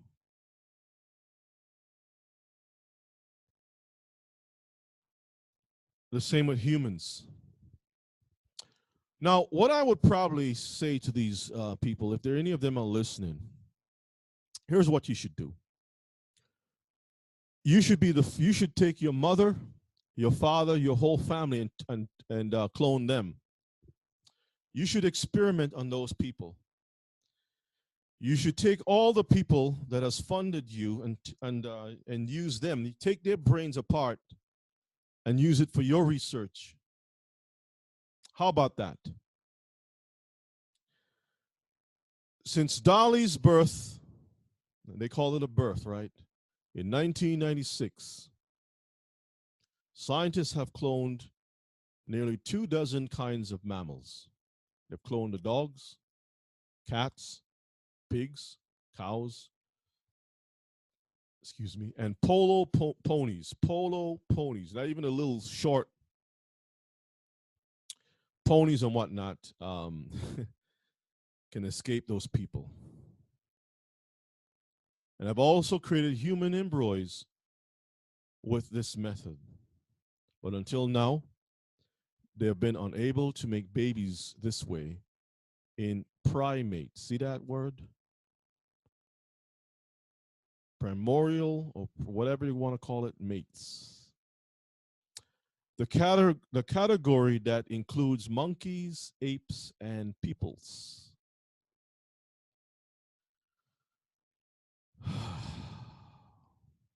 The barrier of cloning primate species is now overcome. The barrier. So the Most High placed a barrier, huh? So that's what you do. You find out that there's a barrier, and then you try to climb over the fence. See, fences are made to keep certain things in, legally that's supposed to be in there, and illegal stuff out. But these people want to cross over the fence that the Most High put up and say, okay, let's try to be God.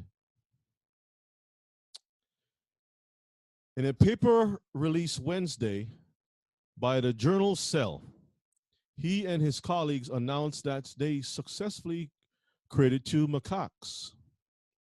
The female baby monkeys about 7 and 8 weeks old, are named Zong Zong, Hua Hua, and Hua Hua. It's been a long road, said one scientist who tried and failed to make monkeys and was not involved in the new research. Now, the Bible in Ezra talked about Asia for a reason.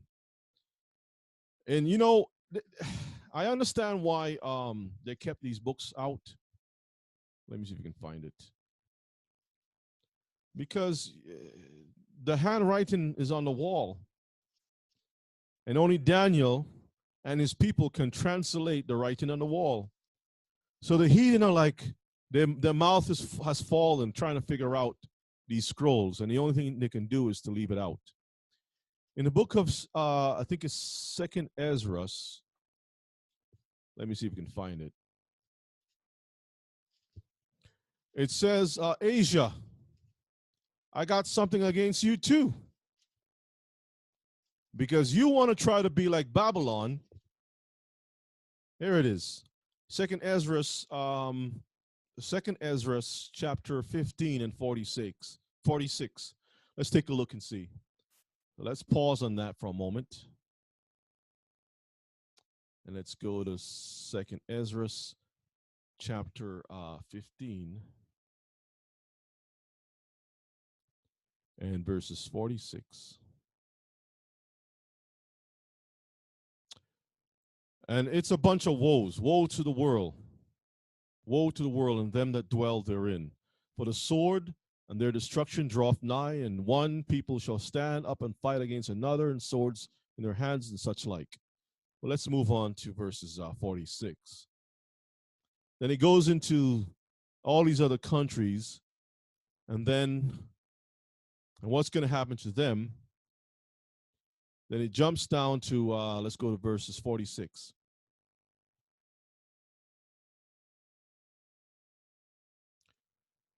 And you, Asia, that are partaker of the hope of Babylon, and art the glory of her person, who in this world is used to produce all of these goods for cheap. Asia. Here it is, right in the scriptures. Asia is mentioned as wanting to be like the Babylonian Empire, meaning the Great Babylon, or the one that is exploiting, the last day Babylon, the ones that is ruling this earth. See, the Asians originally, yes, they're very industrious people. But they had order a certain way and regard for family. They still do to a large degree.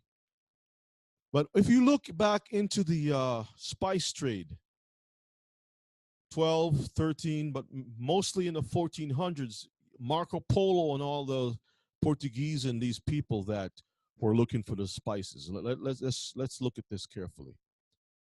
The Asian people were not interested in conquering the world. They like where they are. They've been that place. They conquer among themselves. They do their thing among themselves, and that's it. Africa, the same way. The Europeans are the only people that can't keep their behind in one place, not satisfied with what they have. They always have to go somewhere. Now, when the Moors came into Europe, southern Europe, and was ruling that for about 800, 900 years, they brought education. If you look into the history of universities, the structure of the buildings and whatnot, they're the ones who brought all these different things. Arithmetic, when you look at agriculture, the planting of citrus trees and all those different things, water, the way water flows, they brought that knowledge to that part of the world. Astronomy, they brought those things over there too. When the Moors were kicked out, when the Islamic peoples were kicked out, and a lot of those Moors, our people were amongst them too, as slaves. We served as doctors, we served in many different accountants and whatnot. That's another class, okay? So we were part of that whole thing. When the Moors finally left Spain in the 1400s, kicked out, they took back with them their culture of spices and the food. See, the European food was very bland. Very, very bland. They had nothing in their foods. Parsnip, a white-looking carrot. It was very bland, and cabbages, white cabbages and whatnot. So when the infusion of the East came in with the spices and the trade routes were cut off, they started to panic, like, what do we do? So the popes give decrees and says, I want you all, in the name of such and such, the name of Christianity, to go into these countries that the Muslims had access to, and I want you all to gain all this knowledge. This is where gunpowder came about. Chinese had this thing. The Asians had gunpowder, but they weren't making gunpowder to go conquer the world. All of the teas and all of the spices and all those different, the silks, all these different things, quality stuff came from the East, from the East and parts of Africa. Those areas where they were able to go into the territories and make trades and get those things by boatloads and whatnot. So the Europeans followed that trade, and when the way that they were able to make deals were using the Jesuits. Look this up. The Jesuits is the CIA of the Vatican. They come as educators. They come as farmers. They come clothed certain ways, but they're working for Rome. They come into these countries and they start to subvert. This is why you had opium wars in Asia. This is why you had the Boxer Wars in Asia. This is why you had all these different wars, because the Europeans came in and started to put one against the other and started to heroin and all those different things. And this is how they gain a foothold in those countries. They tried to do certain things in Japan, and a lot of them got executed, but eventually they were able to find their way in there and paying off certain people, because this is how they work. They go into a country, they want to take it down. Let me find a few people, learn their language. Oh, I just want to learn your language. Give me some soup and I'll be all right. I don't want to take anything. Learn the language. Then they start looking around. Oh, what is that you're doing over there? Oh, let me show you how we do this. What do you want to know? Because I want to learn how to make the bread that you're making. Oh, what did you put in the bread? Oh, we use this spice. Oh, it tastes pretty good. Where did you get it from? Oh, we got it from that bush down the street. Oh, okay. Take me over there. I want to see where you get it from. And they start to put a journal together of everything, how you make the stuff, where you get the stuff from, and everything else. And then they take that information back to Rome. Rome uses the kings of Europe with their steel blades to bring ships to come into these countries and start waging war. They have the manifest, they have the documents showing where everything is. The Most High warned Israel and says to King Hezekiah, because he was sick, Hezekiah told the heathen, hey, come on and take a look. And Hezekiah opened up everything and showed the heathen all of the business, all the bedrooms, everything else. The Most High called hey, Hezi, let me talk to you for a minute. He says, yes, Most High. What did you show these people? Well, I took them on a little tour and just showed them the gardens. What did you show the people? Oh, Most High showed them everything. You showed them my bedroom, my business, my personal stuff. You belong to me. Okay, guess what?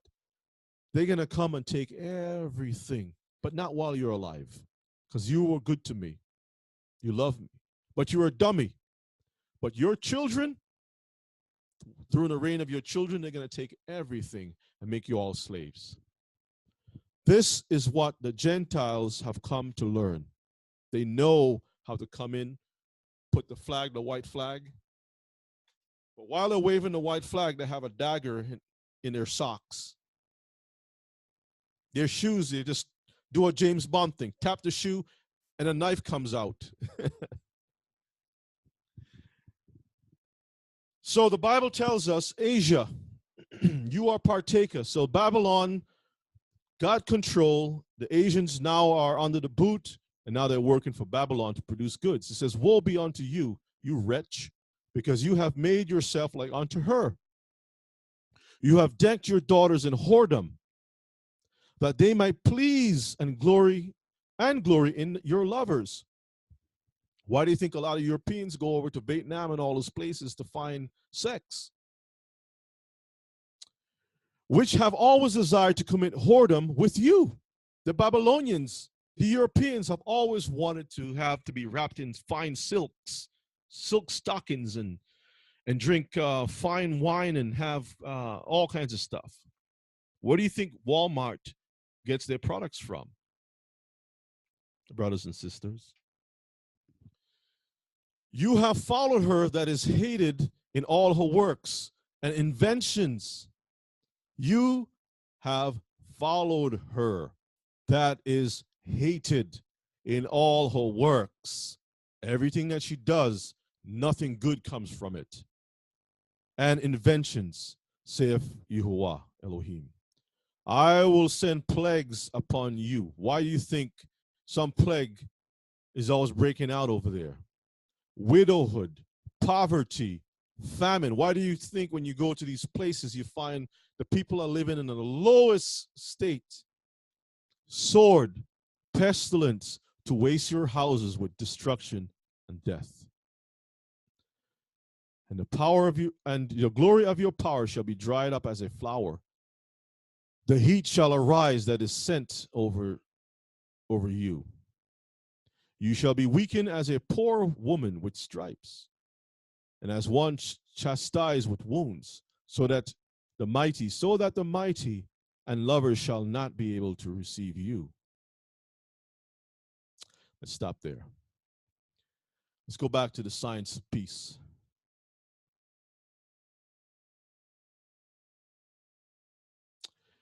So it said it's been a long road. Said one scientist who tried and failed to make monkeys and was not involved in the new research, but they finally did it. You have Oregon Health and Science University. Make note of these places. Finally, they did it. Pooh, what a name, huh? Pooh. Said the feat shows that the cloning of humans is theoretically possible. But he said his team has no intention of doing that. Yeah, your team. But there's another team that is in the works. Mainstream scientists generally oppose making, look at the wording, mainstream. Scientists that have a reputation, scientists that have their face out in public. So that means to say they're non-mainstream scientists who do things under. You have never seen them. No, I mean they pass you in the supermarkets. You would never know that these men are criminals, wanted by the FBI of heaven. Generally oppose making human babies by cloning, and Pooh said, what a name, society would ban it for ethical reasons. What do you mean ethical? You don't believe in the Most High. Instead, he said the goal is to create lots of genetically identical monkeys for use what? For use in medical research. You know, if you have to go out with a stick in the park, any park that's close to your home, or even in your neighborhood, take a stone and throw it at somebody's dog or just a stray dog. You know you can get arrested for that.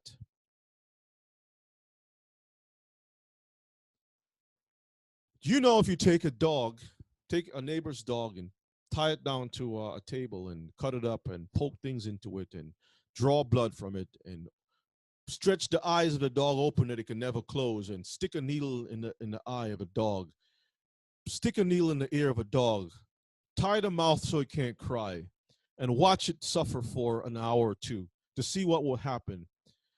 Check the adrenaline level of the dog and use that information to design a product to put on a shelf that so that a person can go out in the park and walk the dog. So a person can be able to inhale, not suffer from allergies or suffer from pet allergies, so they can walk their dog. If you have to do that, take that person's dog and do that, they would lock you up. But you can see the cycle of madness.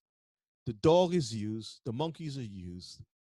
But if you go to a zoo and you poke a monkey with a needle, they would have you under arrest. The camera would have would have a picture of you, and you'd be in court. Your Honor, I just poked the monkey with a needle. What's wrong with that? Well, you broke the law. You incited pain and suffering upon the monkey. But Your Honor, your people do this thing every day around the clock. Your people. Order in the court. This is why Wisdom of Solomon was saying that people with wisdom agitates the foolish people, the ones who call themselves wise.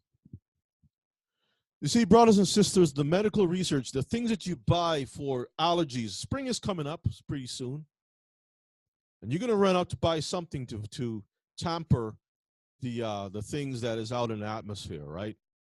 People have lived for thousands of years on this earth and didn't have all these problems, but now we have all these problems. Why? Because the cancer that is traveling throughout this earth is causing these sicknesses. So medical research, where they would particularly valuable, they were particularly valuable because they are more like humans than other lab animals, such as mice or rats. So what they're saying is that if they gave us the green light, we would make clone people. So this is the original person. This person is losing a lung, or he has diabetes, or he has heart problems. So he's going to take one of his cells because he abused his body, smoking, living up a certain life, whatever it is. And we're going to take his cells and make a clone of him. And we're going to use that clone in a laboratory, cut up the body parts, and we're going to put the parts to the side. So whenever this guy, the original, needs a heart, he can go to his garage. We call it a hospital. We call it a lab. His safe house, or whatever you want to call it. And he can say, hey, my heart is not so good. Doctor would write up a prescription. Let's get his clone, open up the bag, cut it open. We have a fresh liver for you. The operation will be next Monday. Come on in for evaluation. We'll run some diagnosis on you, make sure that everything is, the vitals are ready, and get you ready for the new procedure and such like. That's what they're planning on doing, Mishpaka.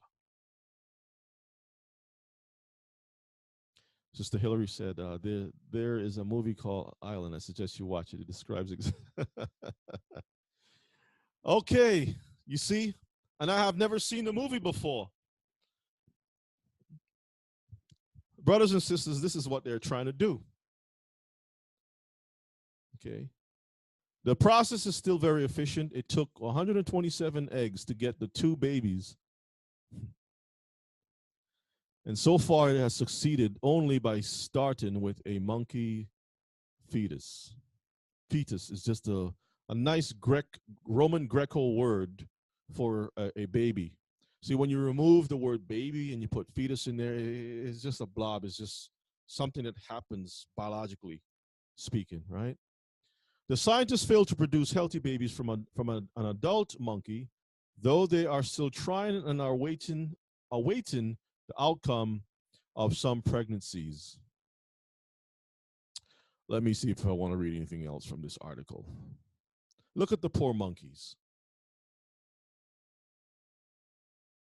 Look at the poor monkeys.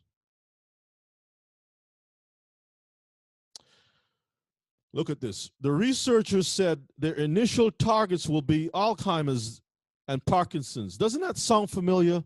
Like the movie Planet of the Apes?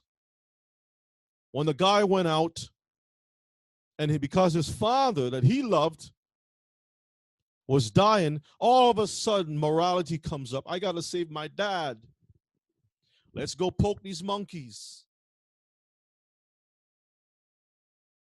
Let's go poke around with these living creatures that the Most High made.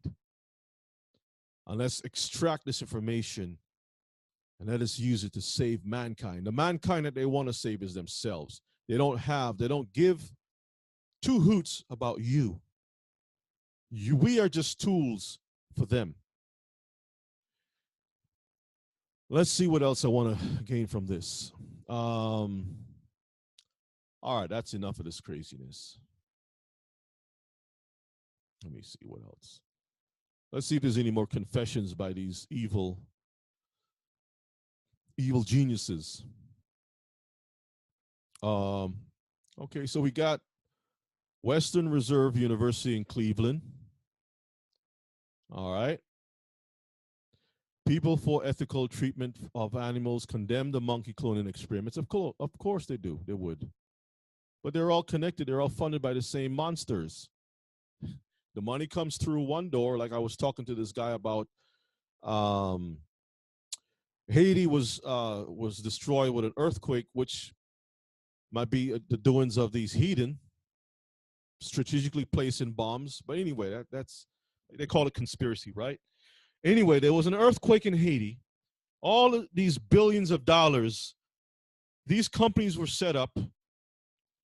American Vampire Red Cross Association was there. Clintons were there. All these people were there. Money was put in. People sang and danced and rap and sing and whatever it is. Fundraisers, cooks came out, cooked food. We're going to $500 a plate. I'm going to take the money and the proceeds and help the poor the poor Hebrews over there. Brothers and sisters, why is Haiti still in the condition that it's in? Why? You want to know why? Because when you do the research, there was an article on NPR News saying that these so-called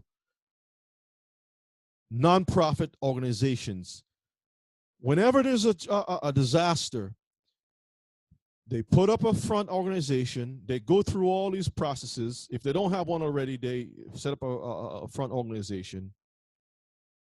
And then they hire people. And I worked for a nonprofit organization before.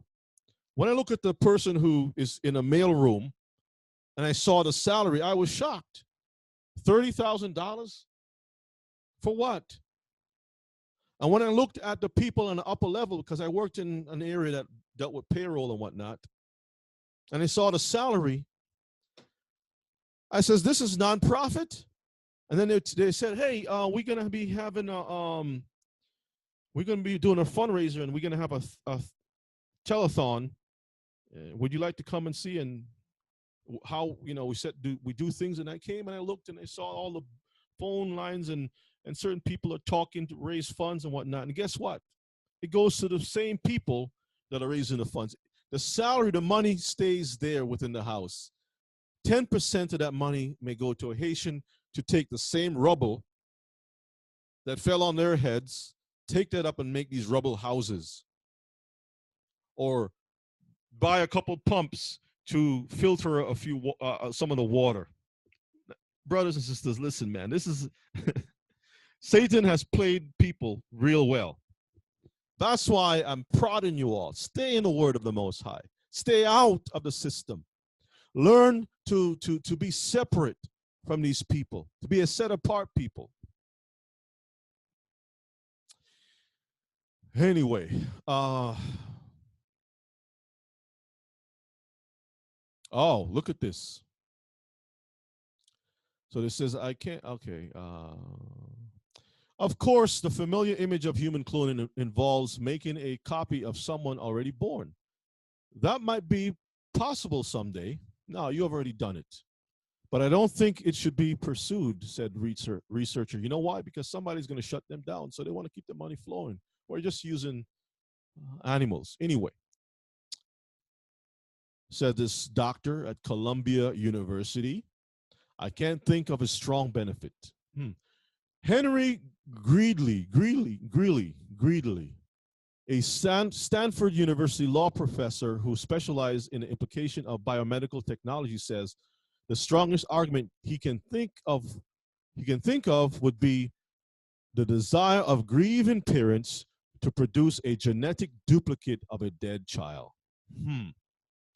But he doubts that's a compelling enough reason to undertake the extensive and costly when you can get monkeys for free effort needed to get such a procedure approved, at least 4 decades and decades. Really? You arrested thousands, hundreds and thousands of our brothers and throw them into prison for little bags of weed. But now you pass laws saying that people can have weed. So years ago, it was a criminal act to have weed.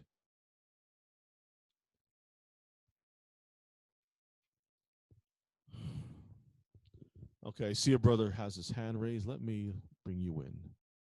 Let me see. Give me 1 second, brother. Let me get you here. Okay, brother. Where are you? Brother, the mic is yours. If you know how to operate the mic, go ahead and speak. Brother Zephaniah, I think that's you with your hand raised. You want to say something?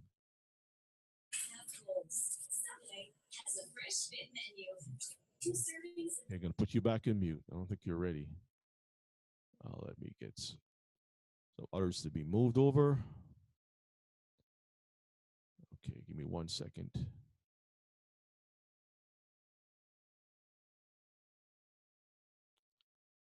So, brethren, you can see why we have to continue to sound the alarm. It's the Most High is going to deal with these people. He has a long profile in how these people think.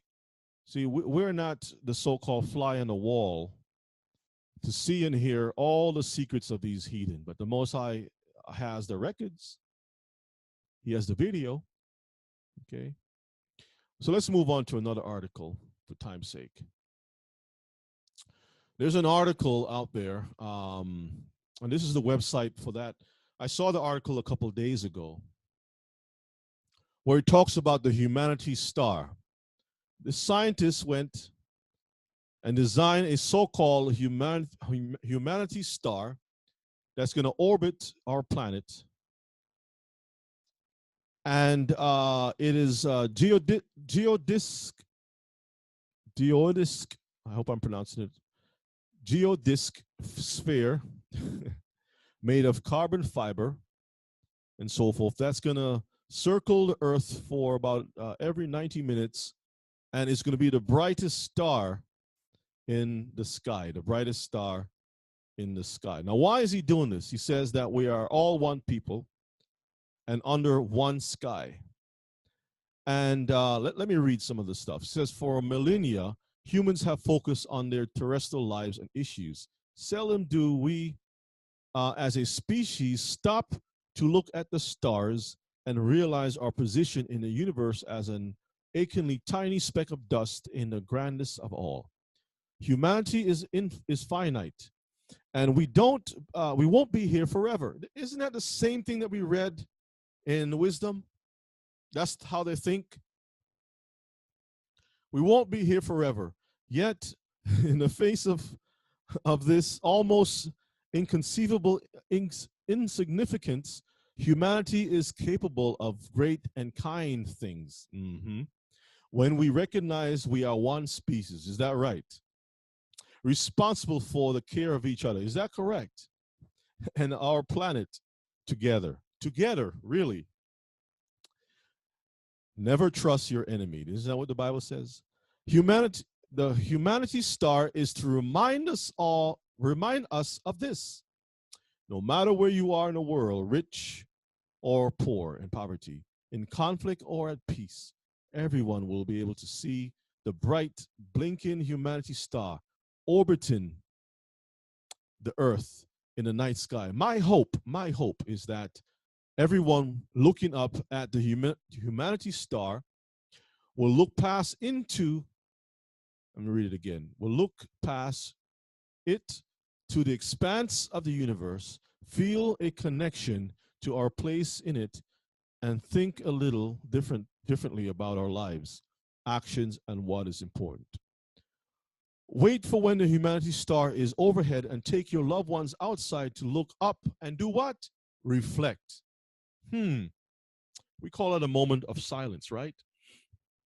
Don't pray to the Most High, but you do a moment of silence. Who are you saying this to? You may just feel a connection to the more than 7 billion other people on this planet we share this ride with. Peter Beck. This knucklehead, numbskull heathen is telling us about a star. Now, let me tell you where they're getting this from. Remember what the book of Matthew and the book of Luke said about, we saw the star, and there was a proclamation, goodwill to man, peace on earth, and goodwill to all mankind, right? Yes, Sister Susanna, the homeless need food and shelter, not a ball of light to look at.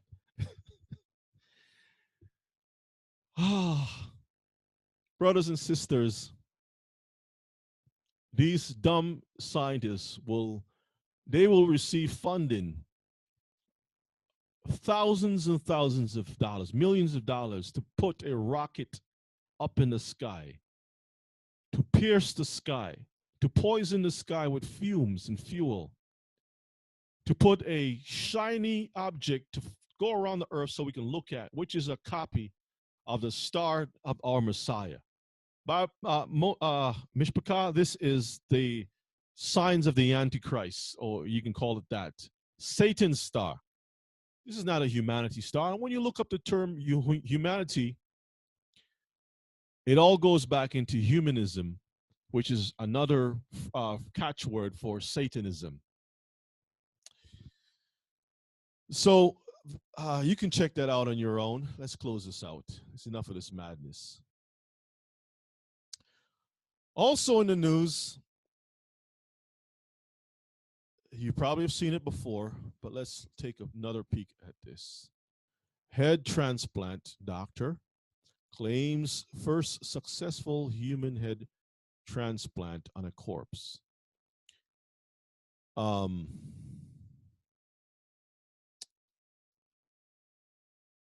Mishpachah, they've done this with a monkey already. You've probably seen the video. Here it is. Scientists have been toying with the idea for about, let me back up just a little bit. Sergio Canavero sounds like a kind of carnivorous person, a carnivore. The controversial Italian doctor who just announced that he had performed. Let me back up. One nice thing about teddy bears is that if your dog tears the head off your child's favorite one, you can just sew it back on, right? Yeah, you can just sew the thing back together. So here comes this Italian doctor who just announced that he had performed a head transplant operation on a teddy bear made of bone stuffed human meat. Let me skip on down. Scientists have been toying with the idea for about as long as organ transplantation has been around. The carnivore, the Italian carnivore himself, announced human transplants would be possible in 2015. So it's already been done. He says that research centers in the United States are unsupportive, reports USA Today. He claimed he performed the surgery on a monkey in 2016, but without reattaching the spinal cord and without a published paper. He went on to publish several papers claiming to sever and reattach animal spinal cords. You see, the condition for this ideology comes from Mary Shelley in her book called Frankenstein. Frankenstein. Think about that name. Stein. It sounds kind of Ashkenazim to me, doesn't it? Stein. Okay, do the research behind that book. You'll see what I'm talking about. But papers don't make clear whether he completely detached or mostly cuts through the cord before the procedure. These papers didn't have controls. His team published another paper this year, but once again didn't report whether they completely severed the head. See, these people like to play around with stuff. But anyway,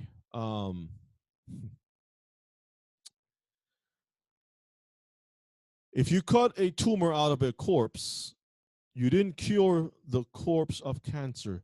You carved a slice of meat off a raw roast. See how they're thinking? If you swap a cadaver's head, it's no different from sewing a drumstick, to the wrong rotisserie chicken.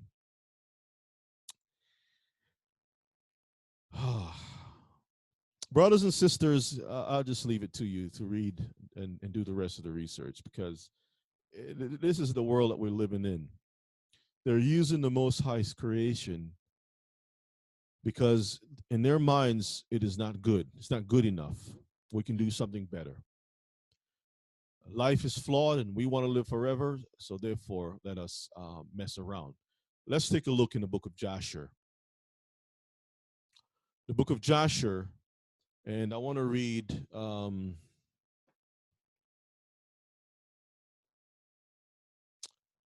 let me see where I want to go with that. Joshua chapter 4.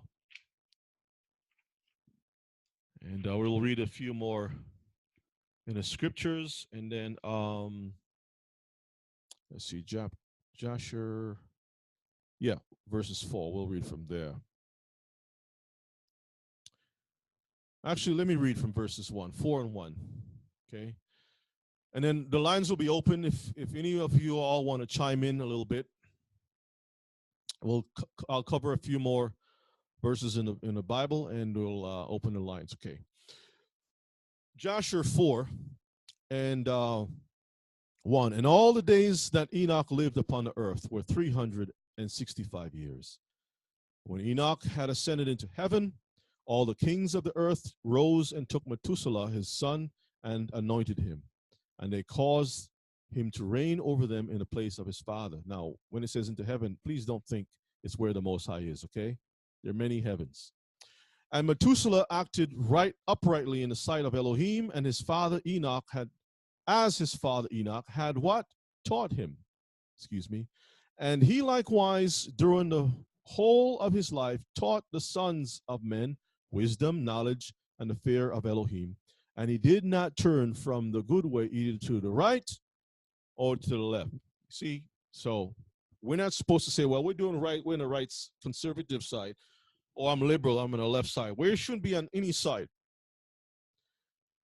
Verses 4, but in the latter days of Methuselah, listen to this. Methuselah was right before the flood, okay? Right before the destruction. In the latter days of Methuselah, the sons of men turned from Elohim, from the Most High. They corrupted the earth. They robbed and plundered each other. How do you rob and plunder? Same way today. Robbing body parts. Life, taking life, chopping it up to try to recreate life. Plundered each other. They rebelled, marad, against Elohim, and they transgressed.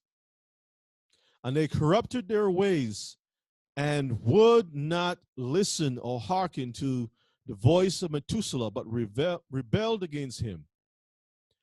And Yahuwah, Elohim, was exceedingly wroth against them. And Yahuwah continued to destroy the seed in those days, so that there was neither sowing nor reaping in the earth.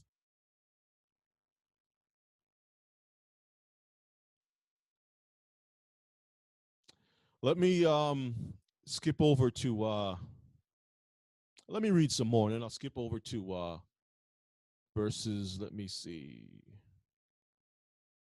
I'll skip on down to verses 14. So now we find that food was being messed up. But when they sowed the ground in order that they might obtain food for their support, behold, thorns and thistles were produced, which they did not sow. So every time these people genetically modified stuff, yes, KB, Frankenstein meats and Frankenstein this and that. All dead things can do is produce dead.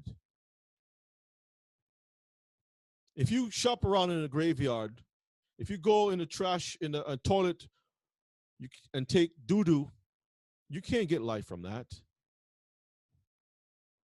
And still the sons of men did not turn from the evil ways. After the Most High is doing these things as a sign, hey, the red light is on. Warning, warning. They're not changing. And their hands were still extended to do evil in the sight of Elohim. And they provoked Yahuwah with their evil ways. And Yahuwah was very wroth and repented that he made man. And he had thought to annihilate them, and he did so. Let me skip on down to where Noah comes into the story. And the wife of Lamech conceived and bare him a son, and at that time, at the revolution of the year, and Methuselah called his name Noah, saying, the earth was in his days at rest and free from corruption. And Lamech's, his father called his name Menachem, saying, this one shall comfort us in our works and miserable toil in the earth, which Elohim had cursed. Let me skip on down to verse 17. And every man made unto himself a god. What's happening now? We call it sex bots. Into artificial intelligence. And now there are brothels in England that has been manufactured in Europe, so men can go lay down with an idol that speaks with them and makes them feel good. digital demons. Every man made him for himself a god, and they robbed and plundered every man his neighbor as well as his relative, and they corrupted the earth, and the earth was filled with violence. And their judges and rulers went to the daughters of men and took their wives by force from their husbands, according to their choice. And the sons of men in those days took from the cattle of the earth. Listen to this. In those days took from the cattle of the earth the beasts of the field, monkeys, the fowls of the air, and taught the mixture of animals. You know what teaching mixture of animals is called? It's called your university. That's what it's called. They taught the mixture of animals, of one species with the other, in order therewith to provoke Yahuwah. And Elohim saw the whole earth was genetically modified. It was corrupt, for all flesh was genetically modified upon the earth, all men and all animals. Yahuwah said, I will blot out man that I created from the face of the earth, yea, from man to the birds of the air, together with cattle and beasts that are in the field, for I repent that I made them. And all men who walked in the ways of Yahuwah died in those days. He put them to sleep before Yahuwah brought the evil upon man, which he had declared. For this was from Yahuwah, that they should not see the evil which Yahuwah spoke of concerning the sons of men. Verse 21 and last. Noah found grace, favor in the sight of Yahuwah. I wonder how that was possible. And Yahuwah chose him and his children to do what? Raise up seed from them upon the face of the whole earth. Let us, let me go to, let's go to 1 Corinthians 1. You know what? I'm not going to go into all that. Let me go to back to my slide here real quick. I think that we all got the point. Romans 8:22 says, for we know that the whole creation groaneth and travaileth in pain together until now. The whole creation is tired.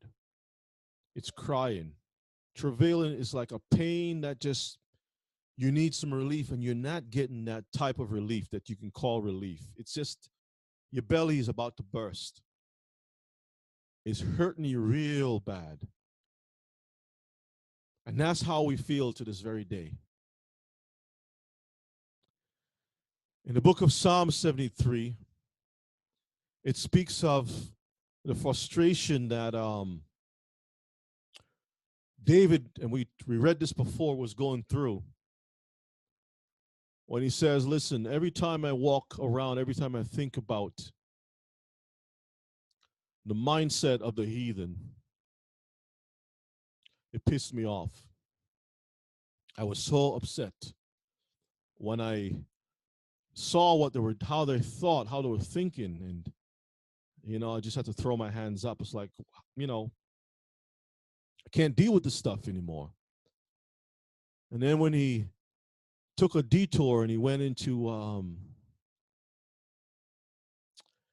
the sanctuary, he was able to gain some understanding. He says, truly, Elohim is good to Israel, even to such as are of a clean heart. That's Noah he's talking about. But as for me, my feet were almost gone. My steps had well nigh slipped. I almost collapsed. I was envious at the foolish when I saw the prosperity of the wicked. There's no bands, there's no limits in their depths, but their strength is firm. They're not troubled like other men, neither plagued like other men. It's like everything seems to be going so well with them. Because of that, their pride compassed them about as a chain. Violence covered them as a garment. They feel, hey, we can do things and get away with it. We're well protected. We're strong, like a chain is strong, linked together. This one got my back. The judge is going to cover me. The police got my back. The science got my back. Research is showing that everybody else is inferior, but we are superior. So you got the science department, you have the education department, you have all these things on our side. Their eyes stand out with fatness. They have more than their heart could wish. They are corrupt. They speak wickedly concerning oppression. Wisdom of Solomon. They speak loftily. They set their mouth against the heavens. Their tongue walketh through the earth. We call it English. Therefore his people return hither, and waters of a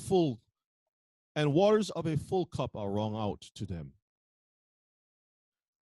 They say, oh, how doth God know? And is there knowledge in the Most High? Behold, these are the ungodly who prosper in the world. Verily, I have cleansed my heart in vain, David is saying, and washed my hands in innocency. For all the day long I have been plagued and chastened every morning. If I say I will speak thus, if I speak against this people, behold, I should offend against the generation of your children, of these people's children. When I thought to know this, it was too painful. I can't talk to the people, not even to their children, about what's happening because the people are so lofty. When you drive around some of these neighborhoods and you see the beautiful gates and the compounds and how they can go in and out, they can jog the street with a little chihuahua with no problem. Nobody's going to bother them. Cameras are everywhere. They're secure. They can travel. They can go. They can eat whatever is. Honey, what would you like for dinner?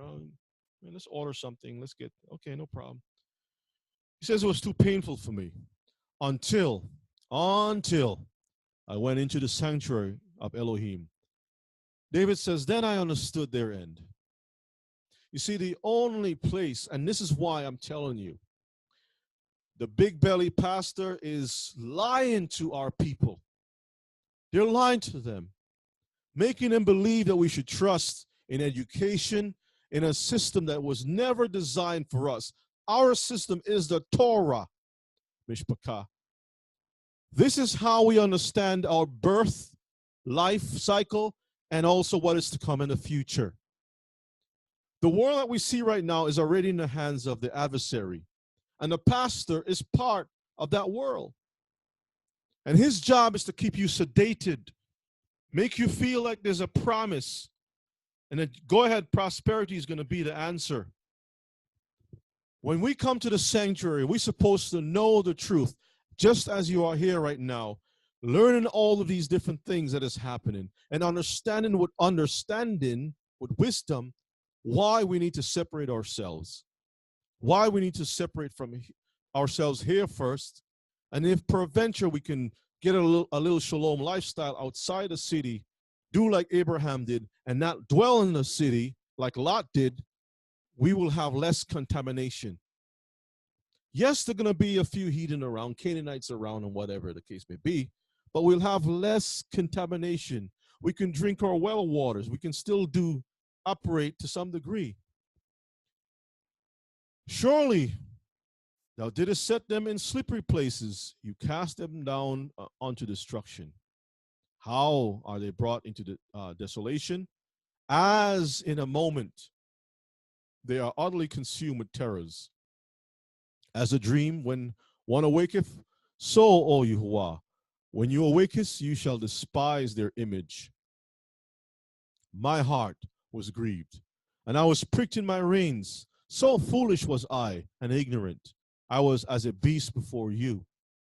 So David is saying, listen, I was walking the street kicking rocks, upset when I saw what was happening. until I got into the house of understanding, it brought to my attention, and I felt bad about it. I felt like a dummy, like a dumb animal without understanding. But you opened up my mind to see what this is all about, and you gave me hope. So there's nothing new under the sun, Mishpachah. And this is why, brothers and sisters, we have to keep fighting the good fight. We can see the exploits, how they've called us monkeys, and yet at the same time we see that really and truthfully they're talking about themselves. So brothers and sisters, I'm going to stop here. And I want to open up the mic for those of you who would like to share your thoughts. What sayeth you, Israel? What sayeth you, family? Trying to be God. This is what the people are trying to do. They're trying to be as gods. What's on your mind, Israel? I'd like to hear from you. Let's see what is happening in the news. Let's see. Oh, check this out in the news. Let me share my screen. This is another article. Almost missed this one. Close this out, close this out, close this out. Daily Mail, the end of men? Question mark. Experts reveal how the male sex chromosome could one day, oops. Let me stop this thing. Get rid of this. Oh, hold up. Okay, you know how these sites are. They have so much. Oh, come on. All right, here we go. Experts reveal how the male sex chromosome could one day disappear completely. University of Kent. Researchers have found the Y chromosome is shrinking. The Y chromosome plays a critical part in sexual reproduction of men. The male sex chromosome determines the biological sex of an unborn baby. So if we lose this thing, Mishpachah, if we lose this thing, if this thing is diminished because men are messing around, guess what? If the males are gone, guess what you have? You have nothing but females, the end of men. Because after all, Satan told the woman in the garden, you would be the one being as gods. You would be the one being as God. You would be the one in charge. So, what's on your mind, Israel? What saith you? Let's see. Anyone? Phone calls. No one would like to take the mic?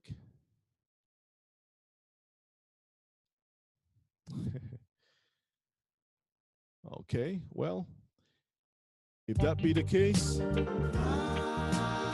going to close up with prayer. We're going to fight this fight. Elder here. Elder, yeah. Talk to us. Oh, I can see the truth is will make us free. Yes, indeed.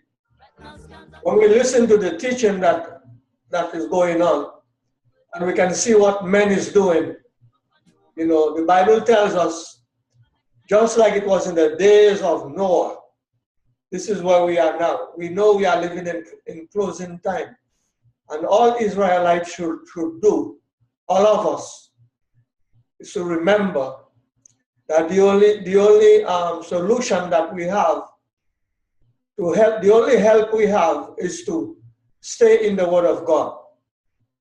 Pray, fast, stay in the Word of God, and live a good, happy life.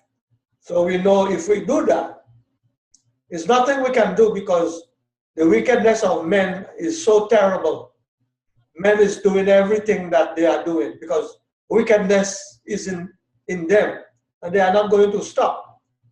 They're causing snow, they're doing everything. They're making earthquake, they're making volcano erupting, they're doing all kind of things. You cannot plant to eat good crops, nothing at all you can do. You know, before time everything was good.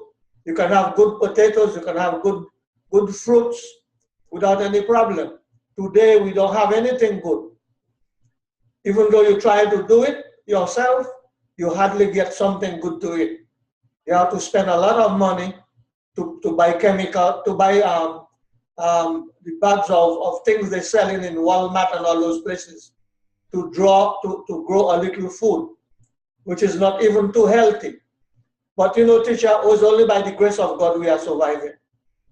Nothing else we can do is to pray for the ministry, pray that God will continue to allow you to teach, and we all will support the ministry. And when Christ comes, we'll have a place in his kingdom. That's all we can do. We can't do nothing else. So I thank God very much for the teaching tonight, and also that he have you there to educate his children in the latter days we are in today. Praise God for that. We give all praises to our King. Brother Yona, Brother Shema, what's on your mind? just something quick. The one thing that is impossible is what man is trying to be. And the things that they think that they were created to be, they don't want to be. So it's impossible for any man to be God, but yet still they want to be God. Mm-hmm. But the things that are possible, they don't want to do.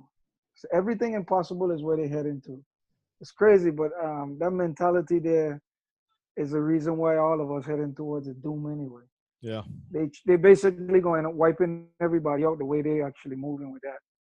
Because if you're going after something that you have no understanding about, and you're trying to actually become it, then you're actually taking not only you, but you're taking everybody along with it, because in the end, you're going to actually force your will upon everybody else.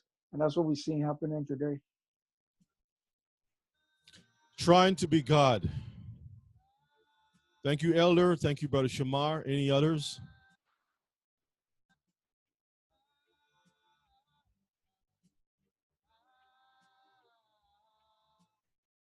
All right. Elder, let's get you back into the room. Brothers and sisters, I want to thank you all for chiming in tonight and for breaking bread through the word, fellowshipping with each other as the Most High would have us in these last days to keep the fire burning in Israel, to keep the light on in this temple that we have that is a temporary temple. Most High is not going to allow this type of thing to happen for too long.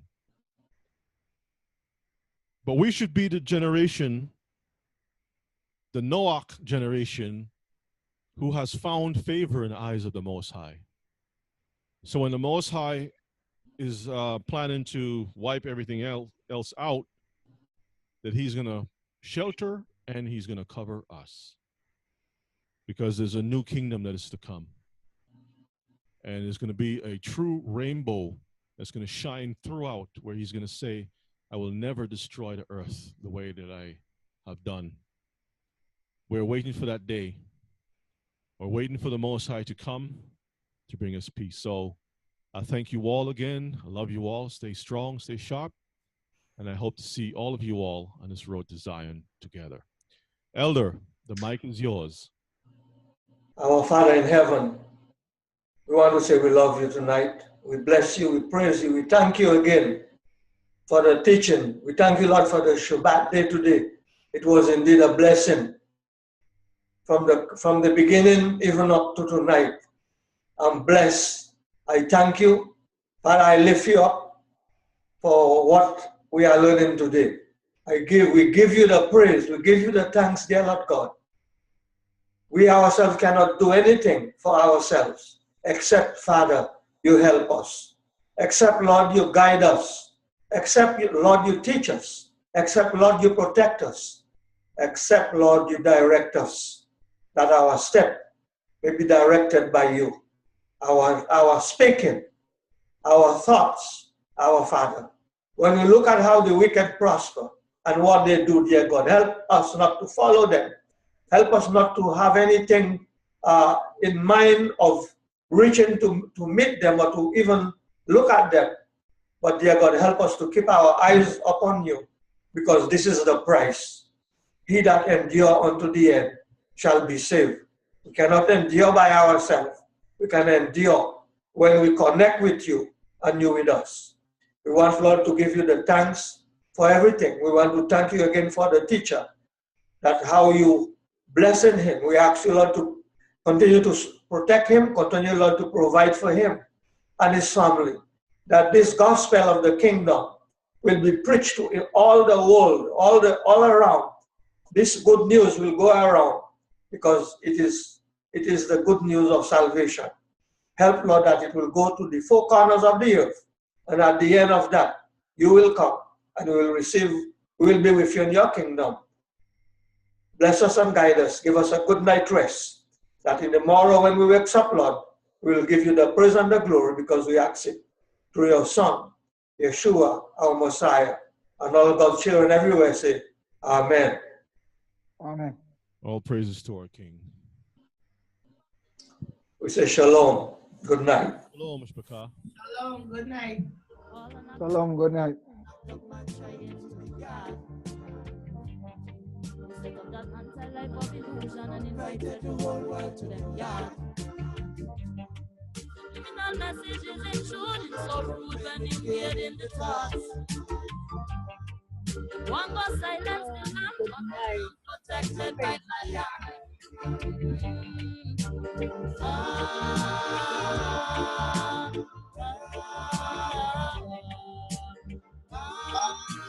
Wala Tov.